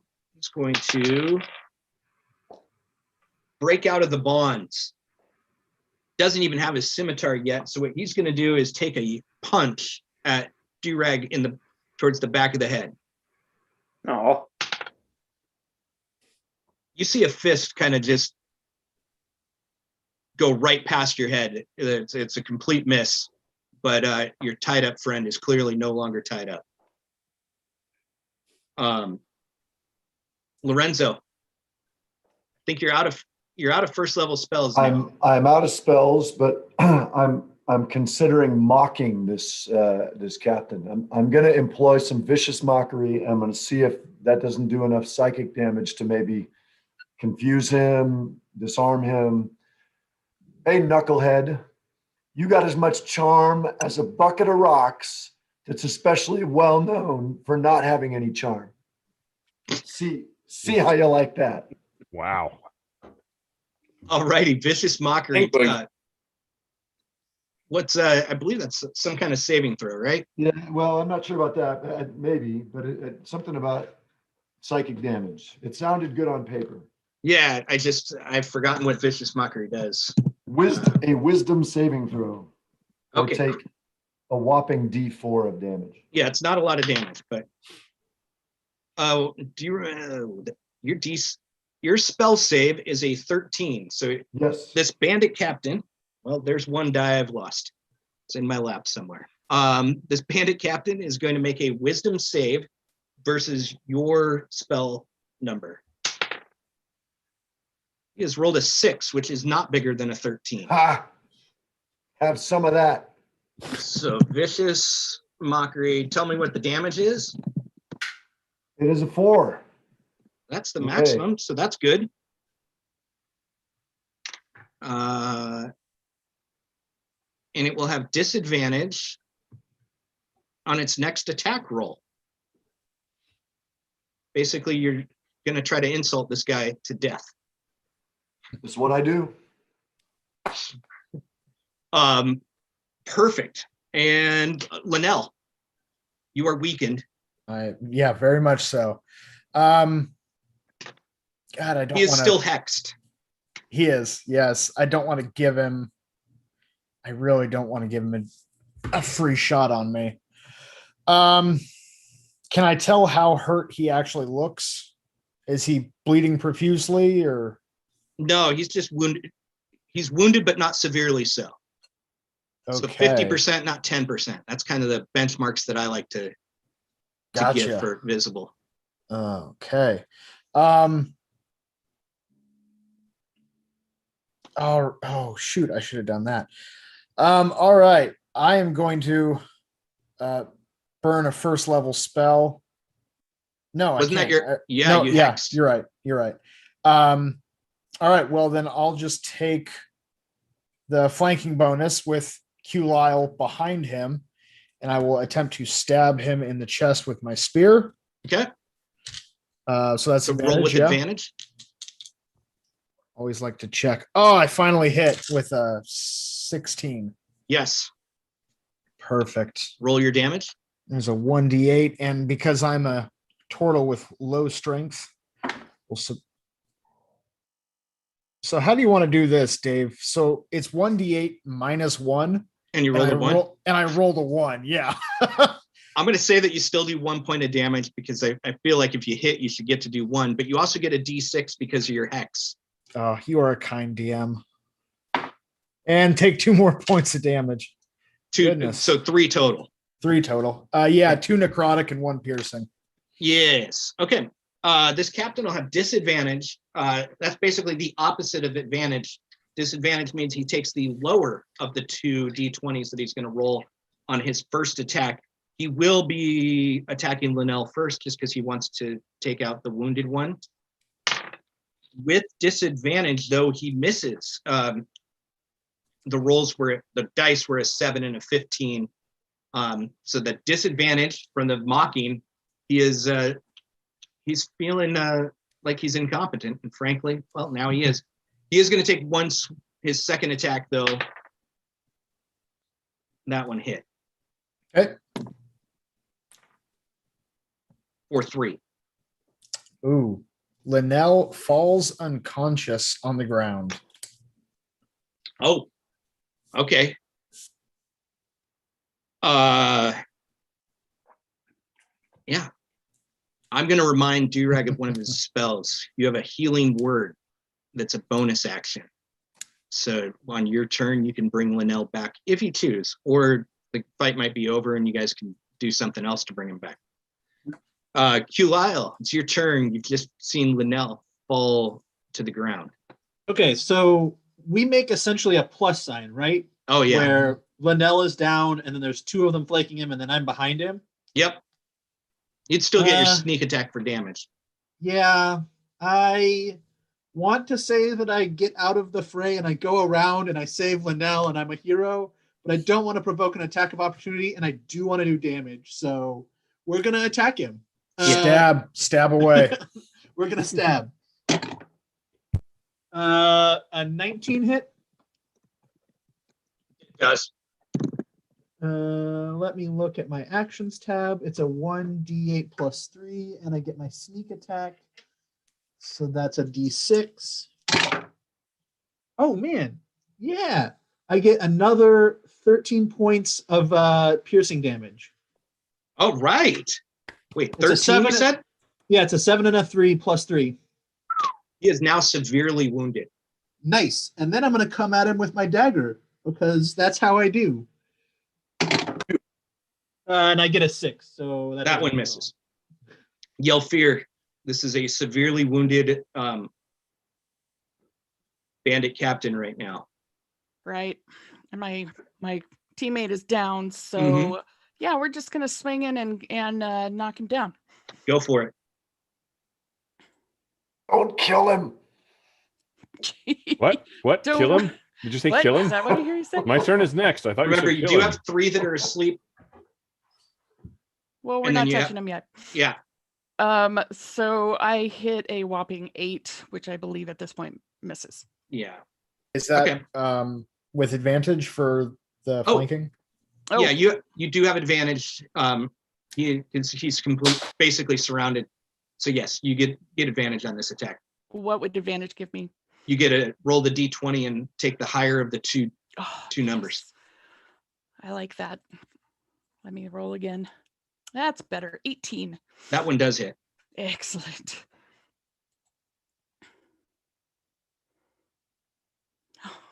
$13 points. Wow. Whoa. Hey, what's with all this violence? Like, what are you trying to do here? Durag, it's your turn. Okay. He seems like he's trying to parlay. Also, there's the guy that tried to punch you in the back of your head. So could I use a close range attack with my dagger? Yeah. On the guy who just tried to puncture me? Yep. Sweet. I'm gonna try to stab that dude. Okay. So roll a 20 or D20. D20. Boom. Roll a 20. That would be best, actually. I rolled an 8. Okay. Yeah. So you're trying to spin around quickly, and unfortunately, the two of you just don't seem to connect. It's a lot of flurry, a lot of action, but not a lot of impact. You have the ability to move, and you have a bonus action. I'll take advantage of my bonus action, and I'll go ahead and cast that healing spell you mentioned earlier. Yeah, so Healing Word is a ranged cleric spell that heals one of your allies. It's one of the 2 spells that you get per day.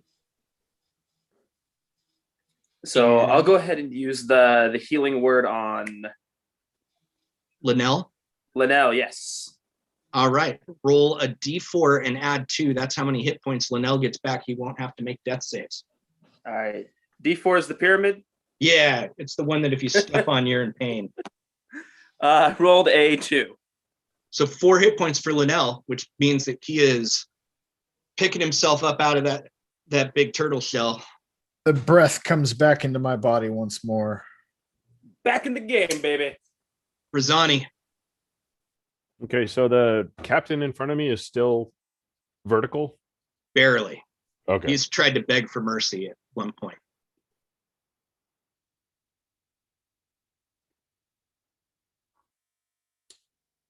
I'm just thinking if we want See the wheels spinning there. Yeah, I'm trying to see Jason's if we want to make him surrender or just make it not optional. You do have 3 magically sleeping bandits still. So if you Yeah. want to, Yeah, I'm gonna smack him upside the head. I guess non-lethal. That's a 23. That definitely hits. That wasn't a natural 20 though. No, 18. Ah, okay, you And, hit. 15 points of damage. Oh, describe how you finish him, because he had 1 hit point left. So yeah, you get to tell us all this glory with your big axe swinging. So with all of my half-orc strength, I draw my 2-handed great axe behind my back. I swing it right toward his head, and at the last second, rotate it 90 degrees and hit him with the flat of the blade against the side of the head. knocking him over Linnell into the woods. Oh, yeah. He goes flying, this big captain. He's down. So to remind the group, there is one bandit awake and aware right now. He and Durag have attempted to throw blows, but neither are effective at that. He's going to take a swing at Dew and miss, because that's, yeah. Lorenzo. I will stride into the sort of the circle of trees that they're all within. I've been cowering in the background, and I will look at the bandit that just attempted to attack Durag, and remind me again, cantrips. I can use them as often as I want. As often as you want now. Yeah. All right. I'm going to throw the second worst insult anyone could ever say at that guy and say, "You, dimwit, your mother was a hamster and your father smelt of elderberries." Yeah, he rolled a 10. So you did damage to him, and he'll be even less effective in the attack than he was already. 2. I surrender, please. Please. I'm not even armed. Like, I haven't even hurt anybody. What's going on here? What do we need someone to speak for the group? Linnell, I trust you. You waded in the beginning. What should we do? Oh, I take a minute to stand up. DM, are we out of combat if we need to be? Yeah, if you guys want to say yes, you're not going to fight him anymore, then he will validly surrender to y'all. Party, yeah. Yeah, I guess. I feel like we should split up and tie people up. Exactly. Yeah, we should tie up the sleeping ones. All right. Yeah. So they simultaneously wake up to find that they are bound. Yeah. And then this guy also bound, this time more effectively than the initial. Yeah. So that's I think Durag's so, yeah. frustrated, but you can tie him tight this time. They don't let orcs in the Boy Scouts, man. All right. Real quick, we're gonna step out of character. We've been going for 2 hours, so if anybody needs to hit the restroom, let's take like 3 quick minutes to hit the restroom really quick. If anybody needs to, because I know that might come up. We'll take a quick pause, and then we'll resume again. 3 minutes. I've got a stopwatch on. No, I'm just kidding. I'm just asking to be, courteous and everything. Jason's got a Cascadia Cup photo there. Oh, everybody. How's those that didn't leave? How y'all feeling really quick? So far, so good. Try and prop up my waiting screen. There we go. Yeah, Dave, it's fun. It's been a long time since I've played, and 5th edition feels the same. Some of the things, just the actual combat procedure, rolling for initiative, all of that stuff, similar. But the fact that I can use cantrips the whole day, the fact that, and something about like, how long am I going to have to rest to get these spells back? There'll be a long rest. We're actually going to speed through that. Okay. Because we have an hour left, and that's correct. And we've got a lot of story yet to go. Yeah, we might. We may fast forward to get to a final moment. And that's mainly just because, again, we have an hour left. Those of you watching, thanks for joining us again. This is part of Yacht College. We're having fun here with DDD 253, Invasion of the Trees. We're joined by Tacoma Defiance head coach Wade Weber, Ethan HD, professional wrestler and owner of Destiny City Comics down in Tacoma, as well as 4 wonderful, generous people who have donated time and money to help basically the Seattle Children's Hospital Autism Center there. YachtCon, Nos Audius, and Sounder at Heart have all partnered with the Seattle Children's and the Autism Center for several years now. Yacht College is clearly different this year. We're all remote, staying safe during the pandemic, and we wanted to do something to get the community together. So we did fun stuff like wine tasting with Kellen Rowe, who turns out is a legitimate certified wine taster, and Spencer Ritchie, who's a guy that just likes wine. We had Brian Schmetzer for the opening night. We had TDO 017, where the doctor's office and Will Bruin taught y'all how to make 3 cocktails. Tonight's a little session of D&D. Still to come are MLS watercolors on Wednesday. Pizza and beer, where you get the ingredients and lesson on how to make pizza and enjoy some craft casual. And then on Sunday, how to build a dynasty with Garth Lagerway and Jeremiah. So that's kind of where we are. Everybody's getting settled back in. We took a few moments to take a little break here because, frankly, people who do live streams a lot try to build in a break, generally about 90 minutes to 2 hours in. And we do that basically so you can eat, so you can drink water, so you can use the restroom. As we all know, 90 minutes is basically the amount of time that we can pay attention to anything. That's why soccer is at 90 minutes. Oh yeah, please join in, Lorenzo. Play us a little tune. Y'all have defeated the bandits here just north of Castle Heiberg, and we'll play a little music from Lorenzo Snapdragon. I'm trying to think of a suitable victory tune. It would be like Uprising from Muse or something like that. There we go. Which is more challenging to play on an acoustic, I imagine. So I'm not going to play it. We're waiting on one to get back. Wade, real quick, give us kind of the quick version. You said that you played D&D back when you were in the USL, right? Yeah, there were and in MLS, but the video games weren't nearly as. I mean, we're talking pre-FIFA, right? And I don't mean the Swiss organization. I mean the the video game. The video game, yeah. I was in FIFA 2000, and in fact, I'm one of the best headers on earth, and I'm probably the 3rd slowest player on earth as well. So you looked yourself up when that came out?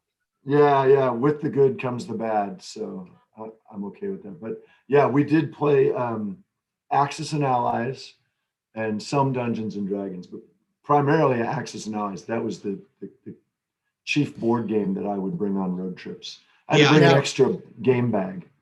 Now, Wade, I think I remember Dave mentioning this. You played D&D with Garth Lagerway. Yes, I was his DM, correct. In Dallas. How is he at the table? Is he very math oriented? Always calculating, how much can we afford, guys? How much can we afford? No, Garth is a super bright guy. I mean, Duke undergrad, Georgetown Law School, and just super smart. So, and we had other guys around the table that are now attorneys and other things. So, I'm the dummy of the group. Garth was clever. He was a clever player. Although his character was a burly human fighter named Grodius Pig Popper. That's an awesome name. Ethan, real quick, you and I have talked about this, but what got you into being a professional wrestler there coming out of Tacoma? What was the first time that you got intrigued and you said, I am going to be a wrestler now? Oh, I think I muted you at one point, and that's my fault. Oh, we're good. All right. Can you hear me now? Yes. Yeah. I guess as a kid, I grew up, we didn't have a lot of money, and so I wasn't able to afford concussions. And so as an adult, I said, I'm going to get as many concussions as humanly possible. And professional wrestling seemed like the quickest way to get there. I kid. It was just something I saw on television and always wanted to do. And I was very lucky that my parents never told me you're 5'8" and 120 pounds, and that's a bad idea. And so my mom and my grandma encouraged me to do it. And I found a wrestling school in Auburn, Washington, moved to another school in Everett, and then just kind of traveled like the West Coast, just learning more about how to do it and training with different people. And then just kind of wound up being flown around the world to play fight with people for money. You actually taught at a wrestling school, essentially on the complete opposite side of the country for a while. How'd you wind up in India? Yeah, I was in India for 6 months teaching wrestling. Literally could not have been geographically farther from my home. And but that was just, I knew somebody who, Jinder Mahal, who's a WWE wrestler, put me in touch with this guy, the Great Khali, who's like the most famous wrestler in India, former WWE champion even, and was like, hey, I think you'd be a good fit for this. Somebody put in a good word for you. And Jinder even just paid for my visa to go over to India, like out of his own pocket. So I went over there for 6 months, came back, and then ended up going to New Zealand for 3 months and doing that as well. I went to Dubai for a month. Just kind of getting flown around everywhere, just teaching people how to wrestle. I kind of got a little bit of a knack for it. Appreciate it. Thanks for giving us a little bit of stories. Everybody's back now. Those of you watching at home, we have just over an hour left, or just under an hour left. I am going to try to be as entertaining as possible, but we're going to speed things along. One of the things that's interesting about D&D is you never know what's going to happen. And in some cases, you plan for an encounter to be a social encounter that might take 5 to 10 minutes, and it winds up as a combat encounter that takes about 35 minutes because it was technically overpowered for this group that they somehow managed to win anyway. The numbers for that said that it was a deadly encounter, that at least one of you should have died, not just dropped unconscious. I mean, there's Linnell had his moment. So. Yeah, it was close. It was close. Congrats on dominating somehow. Good use of spells. We're going to, I'm going to basically fast forward us, mainly because I want the big final fight. We're going to skip the penultimate fight. I had another social encounter. We're going to get to that real quick, but I'm going to narrate. Oh, go ahead, Liddell. Sorry. Just as a mechanics thing, could we have taken a short rest there at the campsite, just so I can roll some hit die for health? I'm going to be even more generous because the Bard has down to 0 spells. You're down to 0 spells. I do get spells back on a short rest. Oh, you are correct. Warlock. I was going to say you get a long rest even. Oh, perfect. And mainly because, again, that battle was more difficult than I expected. Like, we had we had one Warlock not use his only spell. Or no, that Warlock's not even here.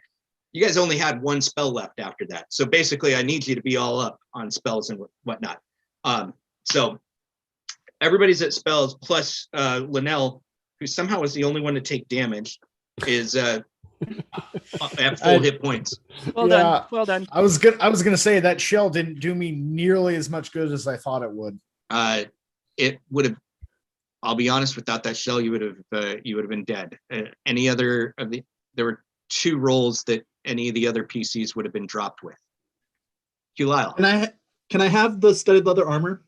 Yes. I was going to say we should probably loot these guys. Loot the bodies. Yeah. Each person can have a scimitar if they want or need it.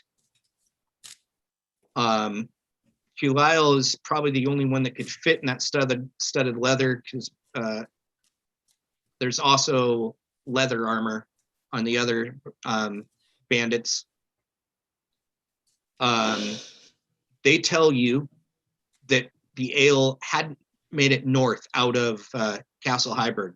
They were supposed to attack it on this side of the castle and the fort.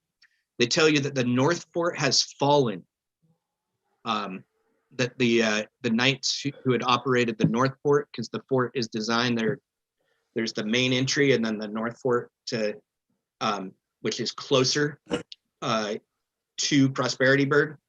That north building has fallen, and the south building that they weren't able to get into because of the north fort. It fell to some animated trees. Think like the tree ants from Lord of the Rings, but smaller. They're about 10 feet tall, not dozens of feet tall.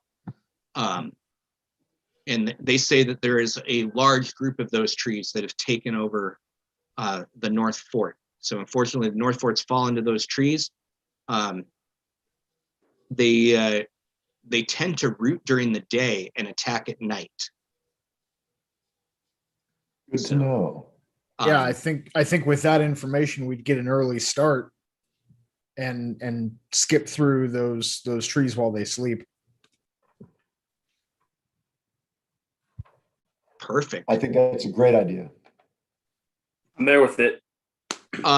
Each of y'all picked up a coin and distributed it amongst you off of these guys. They weren't rich, so you each are going to get the equivalent of 5 silver, but there's a mix of copper and silver if you want to keep track of it. So you got a little bit of wealth, not much. You hit bandits that were in between jobs, basically. Yeah. And I'd hand out experience later. We'll get to that at the end of the show. And let's just fast forward, y'all, to Castle Heiberg, mainly because we've got about 45 minutes left. And I want to respect everybody's time. On the journey to Castle Heiberg, I will compose the ballad of Rosani and the flat side of his axe. The flat side of his axe. I love It's that. going to be performed on my next residency at Royals. Yeah, you're going to get some interesting tales here. Much appreciated, Lorenzo. Let's take a look at Castle Heiberg. The North Fort is that wooden gate that you all see. And then the South Fort and tower, the main castle, is all stone with that wooden gate and entry. The well-worn path between the two gates where the people travel, but you be coming from that north with the blue and the red flags right at the edge of that fort. The North Fort does have a gatehouse as part of it, as well as a small single room where 1 or 2 knights can rest for the day and the evening. So you'd be coming, I don't know, are you able to see my cursor at all? Mhm. Yes. Perfect. So yeah, you'd be coming to right there. That North Fort has a massive wall. It's over 40 feet high. And then the rest of the wall is at about 12 feet. So the North Fort has fallen. Yeah, is what you know. You're coming there early in the morning, just after sunrise. You were about an hour walk away. And so you're coming when you expect most of those trees to have rooted to enjoy the warm sun. Do we see any trees that look like they are the sort of trees that might be ambulatory? You know that normally the field inside is bare and open. It's a space where the caravans and merchants can stay overnight safely inside the walled compound, or that when the military needs it, they can use it as a training facility. So when you walk and you're about 100 feet away, you do see a couple of branches moving that are inside that fenced area.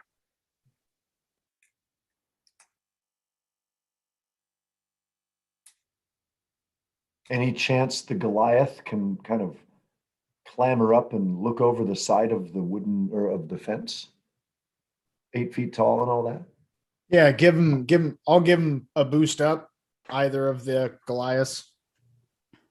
Yeah, happy to use my athletics to do some.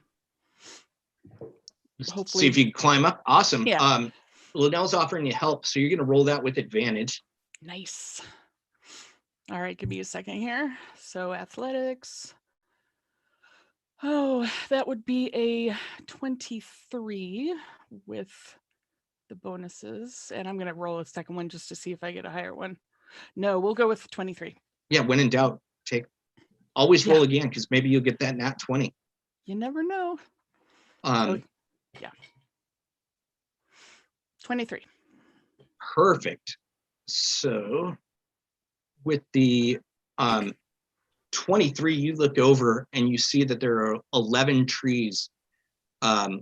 These large trees that have faces in them. They are frankly annoying looking. They are moving slightly in the wind, but their large roots seemed locked to the ground.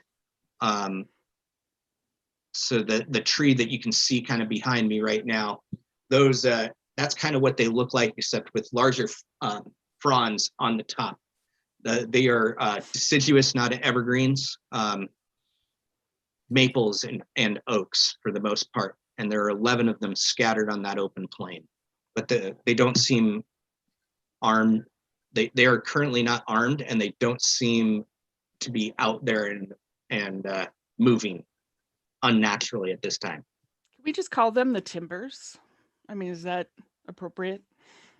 You could quite easily call them the Timbers. Yeah, so I scout out, see 11 of them. Do I know anything specifically about this type of critter? Or is it just basically ambulatory trees? And yeah, they're ambulatory trees. You've heard about them, but what kind of details are you looking for? I'm just wondering if I have any knowledge of them at all. If not, then I'm going to scramble back down and head back to the party and let them know, trusting that someone else has more information than I do. Yeah, so you scramble back down and you say that you saw 11. They're mixed of deciduous, mostly maple and oak trees, with the tops of their heads being between 10 and 11 feet tall. And then most of them have leafy frond, like leafy branches above that space. Is there anything from their description that sounds like a natural nature that I would naturally know about? You're asking if you can make a nature check. Let's go for that. Let's go. So a nature check is an intelligence skill that Kulile is going for. Roll that D20. Tell me what you get. I get a 6. So no. Yeah. You went on a fishing expedition. You came up short, Doug. That's okay. That happens. So yeah, to recap, Yelfir did not see any movement from those trees. So we can, you might be able to kind of climb over that fence or try to bust your way through the North Fork. Oh, I would say if we can get somebody up on top, throw a rope, and we'll just climb over one at a time. There you go. Cool. Let's do that. Let's have everybody just give me an athletics check real quick. I'm gonna take. I've got a number in my head, and the group number is gonna tell me how quick that goes. Awesome. At a -1. Yeah. 1. 7. 15. Natural 20. 8. 5. The lot of you are really dependent upon Yelfir here to kind of lift y'all up. You're welcome.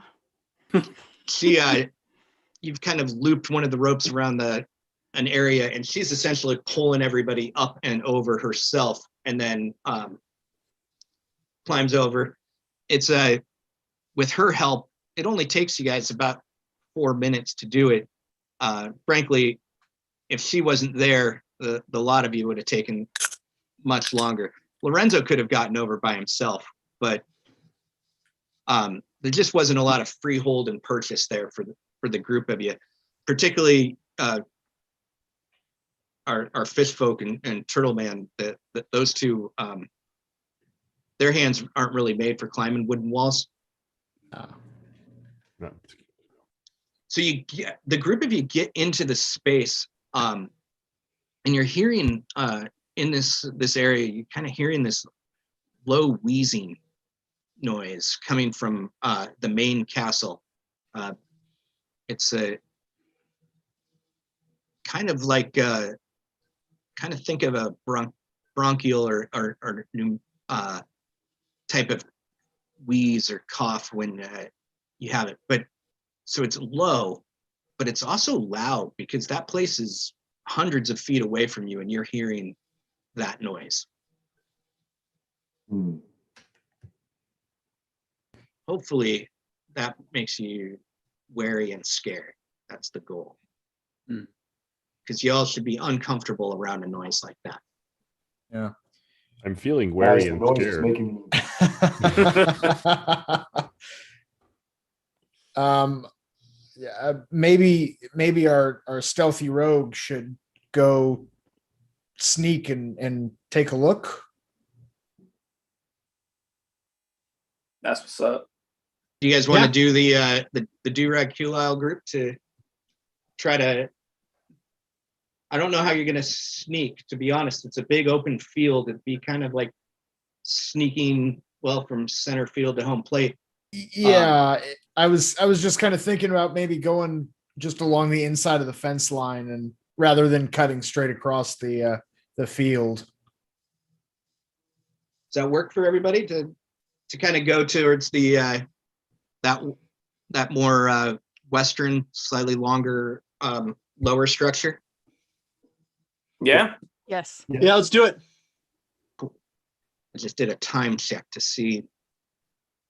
As you walk through, as you get closer to the southern structure, you hear more and more of this noise, and then you hear this sputter. Think like a combination of an old car engine starting, but if that was happening through like a large bucket of water almost. Yeah. So you hear that, and then you hear this rumble after that sputter noise, and it seems to be coming from that southern area. Again, it's the one blocked by my. There we go. The taller one. If you see it on my background, I'm going to put myself in the center real quick. So you see that southern chamber is 3 tall rather than long like the more westerly one. And you also notice some damage to the main gate where where normally that main iron gate would be down. Unfortunately, it has been torn to shreds as you walk along the area, ripped with what looks like giant claws that have ripped through what is a wrought iron gate that normally seals up Castle Highburg for the evening kind of thing. And you've seen that gate, though it's down, it's got a massive hole in it, and it looks like it's been ripped apart by these claws. This seems fine. Everything is very normal here. Probably used to cat. As you approach the gate past that southwest, that longer area, the southwest space has that area has 2 kind of doors. That's where Razani and Yelfir both know the soldiers that would normally man this outpost. They're the ones that would stay in the barracks on that area. Whereas the other building is where visitors might stay, and including a kitchen and a restaurant for visitors, as well as those that man this castle. Folks, I think that we might want to look at some possible haste on this rather than, I mean, giant hole in the iron gate. We're not really seeing anybody. There's the deadly trees, weird noises. Right. I mean, it seems really, and I apologize, Kulile, a little fishy.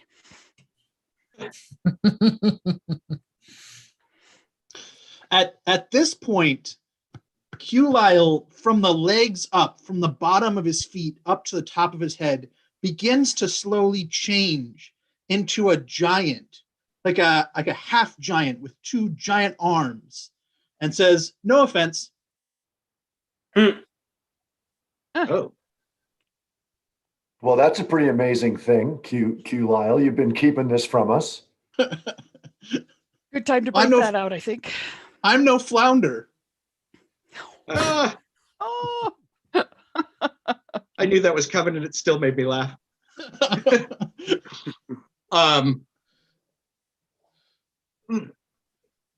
This not in my mouth. I don't have hair that long normally. Sorry. Yeah, I would say Kulal, if with your added height, try and get a peek inside. I attempt to peek inside.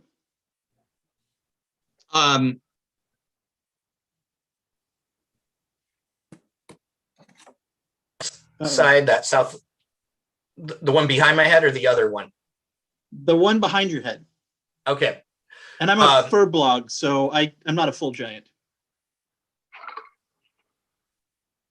You've gone from That didn't work either. Okay, let's you've skip gone that. from fish person to furbolg, huh? Yeah. So now you're that's all interesting. big.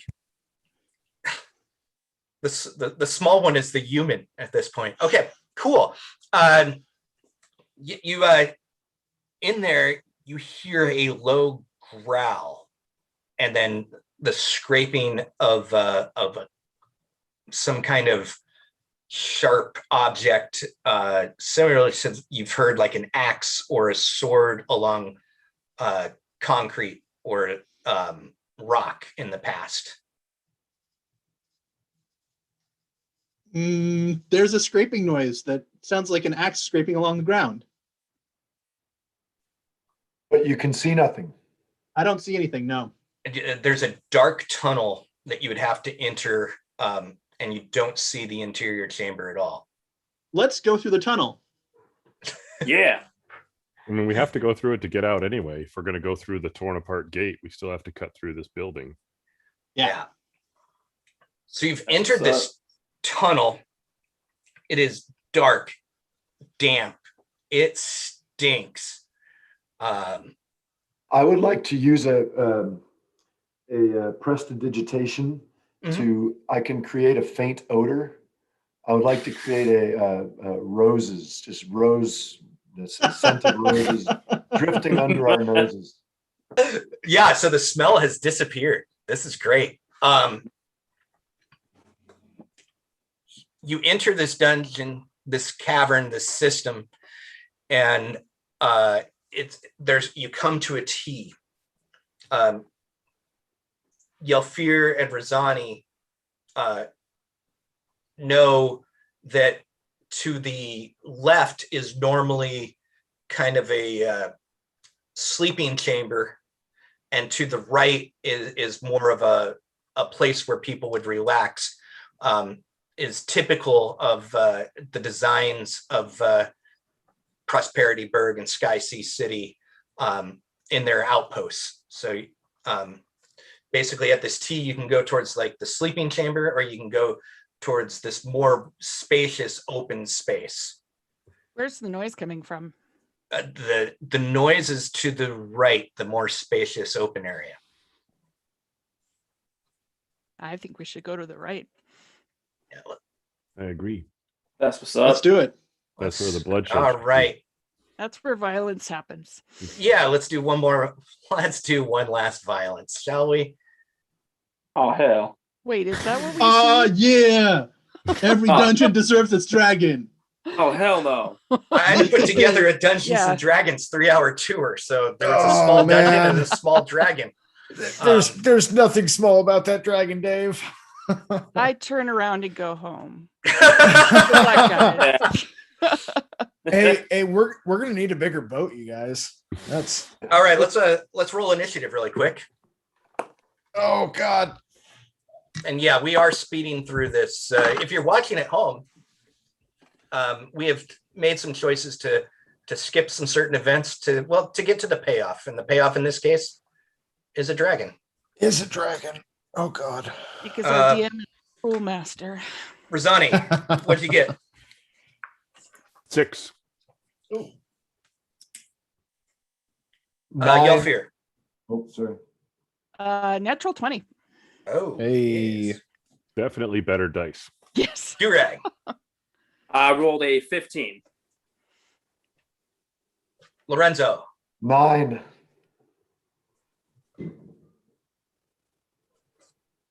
Q Lyle, who keeps changing 6 shapes. plus on a us. 3 is a 9.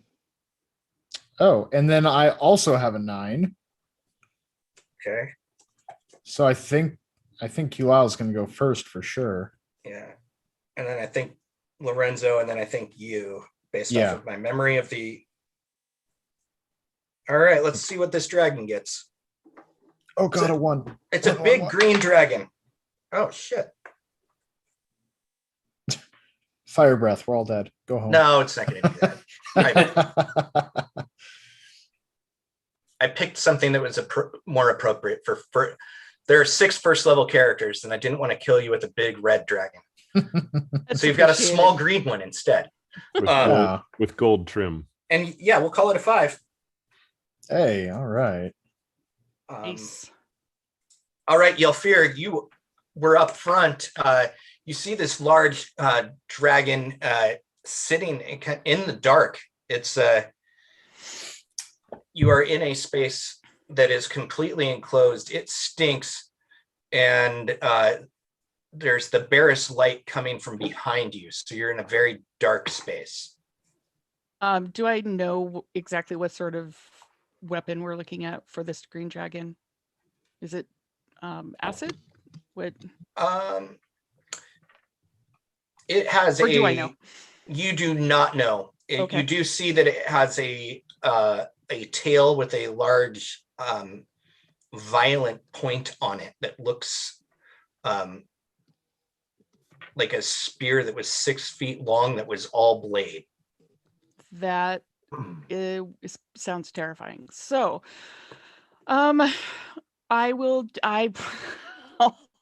I'll just charge on in, Okay. yelling something martial, ready to deal some violence. Yeah, let's do that then.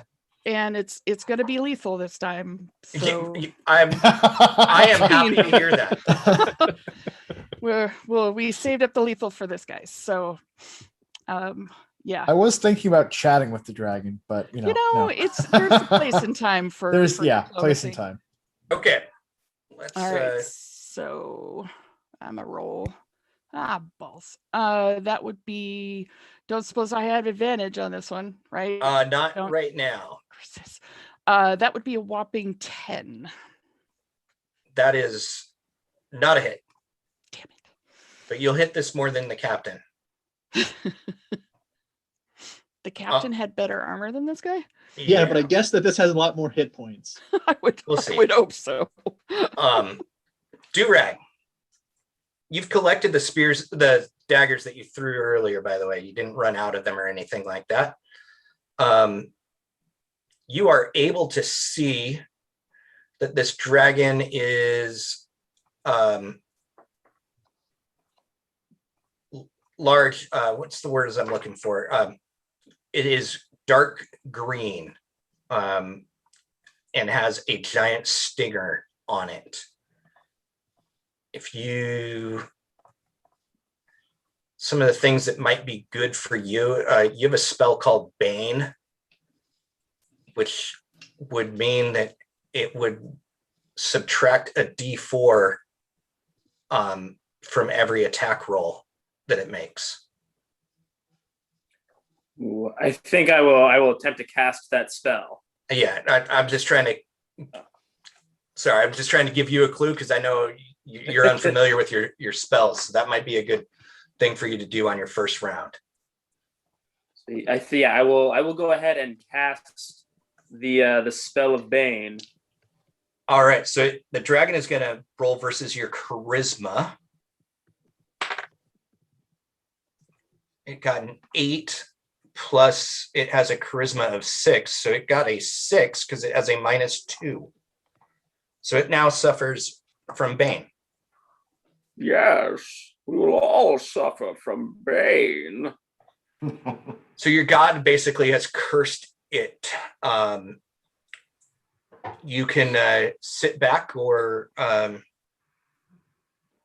do what you. I just realized you just did the Bane voice. Well played. Thank you. Q Lyle. Okay. There is Ragged's uttered some prayers to his god and cursed the dragon. I'm gonna hope that this dragon is within 30 feet of me, and I will advance to this dragon. You want to basically charge and stab? I'm gonna charge and stab. That's what I'm gonna do. All right. I got, and if I could move to the side at all, like if I could be on its left flank or its right flank. Sure. I would. You're kind of under one of its wings at that point, but you can do that. Yeah, I want to do that. That's what I want. Okay. Does a 17 hit? It does. That's for the rapier. Does an 8 hit? No. That's for the dagger. All right, I get sneak attack because there is somebody flanking him. Oh yeah, Yell Fear is right there. Yeah. I roll a 1 and a 2 plus a 3 is 6. A big 6 damage. You did one more than Hooray! your minimum. All right. That's me. Lorenzo. Yell Fear and Q Lyle have charged at it while Durag uttered the prayer. Okay, I'm thinking I need to break out the dissonant whispers. Oh, Am I within 60 feet of this? yes. beast? Yes, Okay. you are. So I'm going to play a discordant melody that the target will hear, and Okay. if they fail a wisdom throw save, they will take 3d6 psychic damage. Ooh. Here's your discordant melody. Ah, Nice.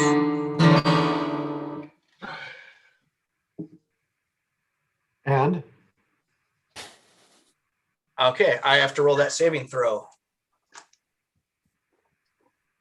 This is the stat block I'm using is a reduced threat wyvern to represent a very minor green dragon. So it has a wisdom of 12, so it gets a +1. I've rolled an 11, so that's a 12. Lorenzo, your spell save is a 13. 13. So that's how many d6? That's 3d6 psychic damage. Yes. Okay. Let's do that. 10. Okay. Awesome. Normally with that spell, the dragon would have to try to find a way to flee, but it's trapped inside this chamber. You see it kind of try to back away a little bit. And then it lets out a vicious roar, trying to basically frighten you all to clear out so that it can basically shoot up the chamber that you came to exit. Linnell. All right. Bonus action Hex. Yeah. And then we will cast Eldritch Blast on it. Roll to hit. Yeah, that's a natural 17 plus 5 is 22. That's a hit. All Nice. right. 1d6 for the Hex, 1d8, 1d10 for the Eldritch Blast. There's a 1d10.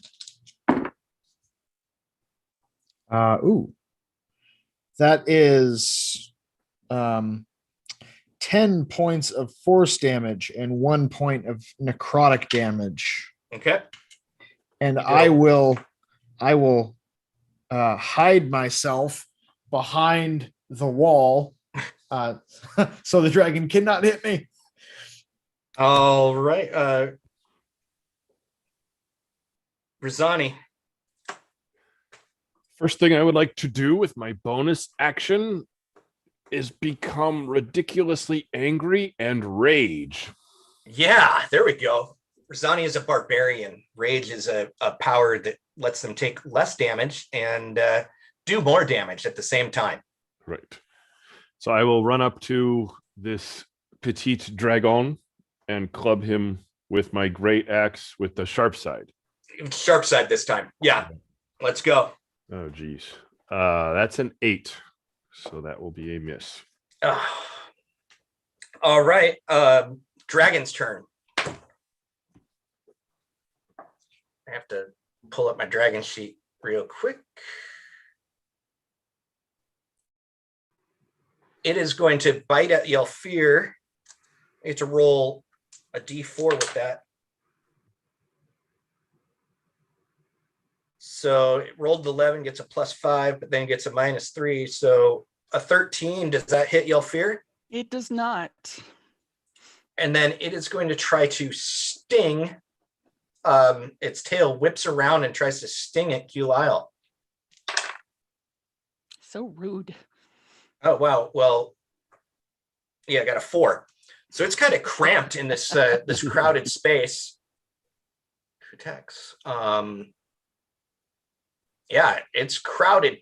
It tries to barrel through the group of you with its movement, kind of rushing out towards Linnell. Yelfir and Qlyle, I'm going to give you guys an attack of opportunity as a reaction because it's trying to get out into the open where it can fly. Does a 15 do it? Yes. Oh, yes. Does a 7 do it? No. I tried. Take 10 damage. Okay. It is basically it's almost right on top of you now, Rosani. Your buddies are hitting it at its rear flank as it goes by. It's kind of barreled through you. You basically get flat against the wall so it doesn't crush you. But it's right next to like Durag, Lorenzo, and Linnell were kind of more near the entry to that chamber, and it is in their space where y'all are right up on it now. Yelfir, it's your turn, top of the order again. You basically have to chase it down. It looks like it would be outside and able to fly if it does that same thing at the end of the next turn. So if you all stop it right now, you'll be fine. Otherwise, the dragon will be very angry and escape. Is it within range for me to throw something at it? Yeah, or you could charge after it. Well, the thought is to get it away from the squishy party members who are currently in front of it. So try to basically get its attention to come back if possible. Throw one of your hand axes at it? Yeah, basically not necessarily to do damage, but well, I mean, obviously that would be awesome if I did, but more to just like get its attention and I don't know, yell something yeah, go insulting. For it. Your mother. All right, let's have you roll an attack to see with your hand axe thrown. Okay. Nice. Okay, 21. Oh, wow. So you definitely hit it. Okay. So that's a D6 damage plus 3. Yeah. 4 points. And then I'll have you roll an intimidation check. Okay. For basically, hey, I'm the one hurting you. Pay attention to me. Natural 20. All so right. 22 altogether. I'm rolling on D&D Beyond, by the way. Yeah, you're about to be the target then. Sweet. If it survives. Durag. Yeah. You. Yes. Bane voice. Perfect. Oh, good. How much does the dragon weigh? How much does the dragon weigh? See, for those watching at home that haven't ever played D&D before, this is one of those questions where the rules don't really help you. The entirety of the dragon size is large. Durag is a half orc, so that means he's big on the medium size. What are you going to try to do to the dragon, Durag? I would attempt to snare one of its legs with my rope and hold it in place. All right. Because I can drag 420 blaze it pounds. All right. Yeah, let's we'll call that. That'll be an athletics or an acrobatics check, whichever one is better for your character. I'm pulling that up. So you're going to roll a d20 and we'll call it athletics. And frankly, you've been using the voice. I'm going to just give you something called inspiration, which means you get to roll this one time with advantage as an extra d20, because frankly, I think that's pretty bold and awesome. So roll your d20 twice, take the higher number. My first roll is an 11. That's not great. My second roll is a 17. Yeah, so you have grabbed it and are able to kind of pull it. So when it's on its turn and it tries to flee or move, I'm going to roll some dice to see what happens. But you've got it a pretty good anchor between you and yourself, because you're strong and half orcish, powerful build. So yes, perfect. That is unexpected, which I guess is really the whole point of D&D, is to do unexpected, awesome stuff. Lyle. Yelfir has drawn aggro and is beside me, right? Yeah. But the dragon is like 30 feet away from me, something like that, has charged forward. Yeah, the head of the dragon's about 30 feet away from you. But yeah. Okay, I want to get back. I want to get back on its flank. Okay. So if it goes and runs back towards Yelfir, it'll draw an AOO again. Sure. Is the plan. So I'm going to attack twice. The first with the rapier and the second with the dagger. Okay. The first attack is an 18 to hit. The second attack is 11 to hit. Okay, only the first hit then. Only the first one hits. So I'm going to do my sneak attack plus a d8 is an 11 plus something. An 11 plus 3. So 14 points of damage. Wow. Okay, cool. Lorenzo. I'm going to produce the little cricket that I have in my pouch, which helps me with my sleep spell. Oh. I'm going to attempt to put the dragon to sleep. Okay. Talk me through it, DM. Yeah, pulling that up really quick. I think it's the 5d8 you have to roll. Yes, that's right. I did poorly last time. I'm going to roll a single one 5 times. Ooh, there you 2, go. that's not good. 3 is 5. 6 is 11. 15. And 3 is 18.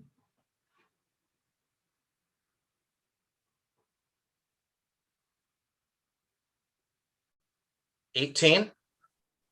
Huh. There's no saving throw on that? Huh. So let me see. He's taken 54 points of damage already.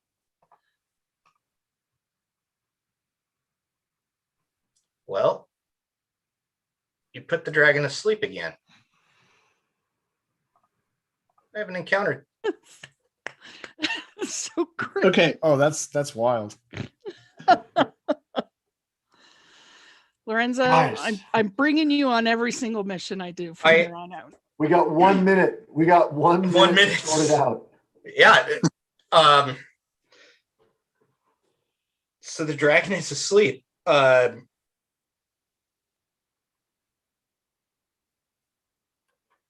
Can I chop his head off? Rosani, what do you want to do? Well, if so, obviously, ready. yes, I want to chop his head off, but when I hit him, he's going to wake up. Yep, it depends on, you will roll, hold on, he is asleep, sleeping condition. So here's what we could do is a mechanic called readied actions. Well, yeah. Talk about what y'all want to do as I look up what this does, because Yeah. I need to. We huddle up. Yeah. And then we just slam it all at the same time. Basically, Well, it's- yeah, wait for Rosani to move and then Yeah. Basically, Slam everybody at the kind same of time. crowds around it or gets in their ideal position. And then you just count it down 3, 2, 1, smash. Okay. Yeah, that That would be a good tactical. No, makes sense. I mean, yeah, that works because it's like I hold my action and then the next person holds theirs. And when it comes all the way back around to me, then we've got 6 held actions and we all make magic And violence. or violence. Yes. Yeah. Those without magic abilities make violence. so you're Alrighty. basically all gonna finish it at once. So we don't actually need to roll because smash. it's essentially unconscious. So you're just all gonna do it. So yeah, because it's And we all get advantage because it's prone. yeah, Right. like you're Yeah. we don't need the mechanics for this. The story is you have defeated the dragon after Yes. Lorenzo put it to sleep. I didn't realize how powerful the sleep spell was. I could have given you a bigger dragon. Fear the bard. Yes. Always. Go So bard in the paint. the dragon has been slain. This is the Nice. big bad. There is the forest of trees obviously out there to deal with in 6 minutes. What Anybody got a match? yeah, between prestidigitation and some torches. I do Anybody have actually have a Fireball? tinderbox. There we go. Yep, I think I have one Good. too. Yeah. I have a candle. You know, wait, Long. we could build a bonfire. Hey. Yes. Yes. We're gonna wrap this up because it's just a few minutes left. I want to thank you all for joining me. You introduced me to new challenges. I learned how to live stream. It was a lot of fun with this group. You guys were creative in ways that are never expected. And for those that haven't played D&D before, watching or playing right here, that's kind of what it is there's a whole lot of rules. There's 3 really big books, but really all the rules is a framework to tell stories together and to have memorable moments. And so hopefully tonight, this group of Randall, Doug, Ethan, Chris, Jason, and Wade will have a memorable little story to talk about the time that they defeated a dragon, that they freed Castle Heiberg, that they met the werebear that had converted from the opposite way. Most were creatures you always hear about is the human getting cursed. And thankfully we all had a lot of fun here, raising a little bit of money for Seattle Children's Hospital for the Autism Center as a part of Yacht College. Thank you again for this group, especially helping me learn how to do new things. I really appreciate it. Jeremiah's back on screen because, well, he's the dean of Yacht College. And I think, frankly, you all aced your final exam. Sweet. Yeah, I got to tell you, as someone who has not experienced Dungeons and Dragons on a first person or frankly a third person level, I was amazed to see this. It was remarkable storytelling, and I found it fascinating, and my hat's off because that was a lot of fun, and it was great watching you guys, and it was great watching Dave have to think on his feet. So that was great. Yeah, well done, Dave. Thank you so much for running. Well this. done. Thank you very Dave. much. Been great. Thank you, Dave. It was so great. Yay! Hey, Dave. I appreciate it. 100% everybody in this group. If you ever want to talk D&D with me, you now have, unfortunately for you, you have my phone number, my email address or Twitter DM. I will always talk about the game. People know that I'm an evangelist for basically two things in life: Dungeons and Dragons and Puget Sound soccer. Those are the things that I evangelize at every moment. And so thanks for giving me this opportunity, Jeremiah. Jared, we never actually talked about the sign out. We did a lot of rehearsal about the beginning of the show. You're welcome to sign us out if you want. I don't want to steal your thunder. You've done such a good job guiding everyone through 3 hours of sometimes choppy waters that on many levels. So feel free to take us out. Thank you again to everybody watching and participating for joining DDD 253 Invasion of the Trees, Adventuring in the South Sound. It's part of Yacht College. We're 1 week in. We're basically at the halfway point. Up next, we have 3 more classes. You can find out more about that at sounderatheart.com or any of the Sounder at Heart social media. If you want to give directly, go to give.seattlechildrens.org/yachtcon, and you can donate directly to the projects. As always, as part of Nos Audius, I just want you to know, you'll never yacht alone. Sweet. Thanks, everybody. Word. Oh.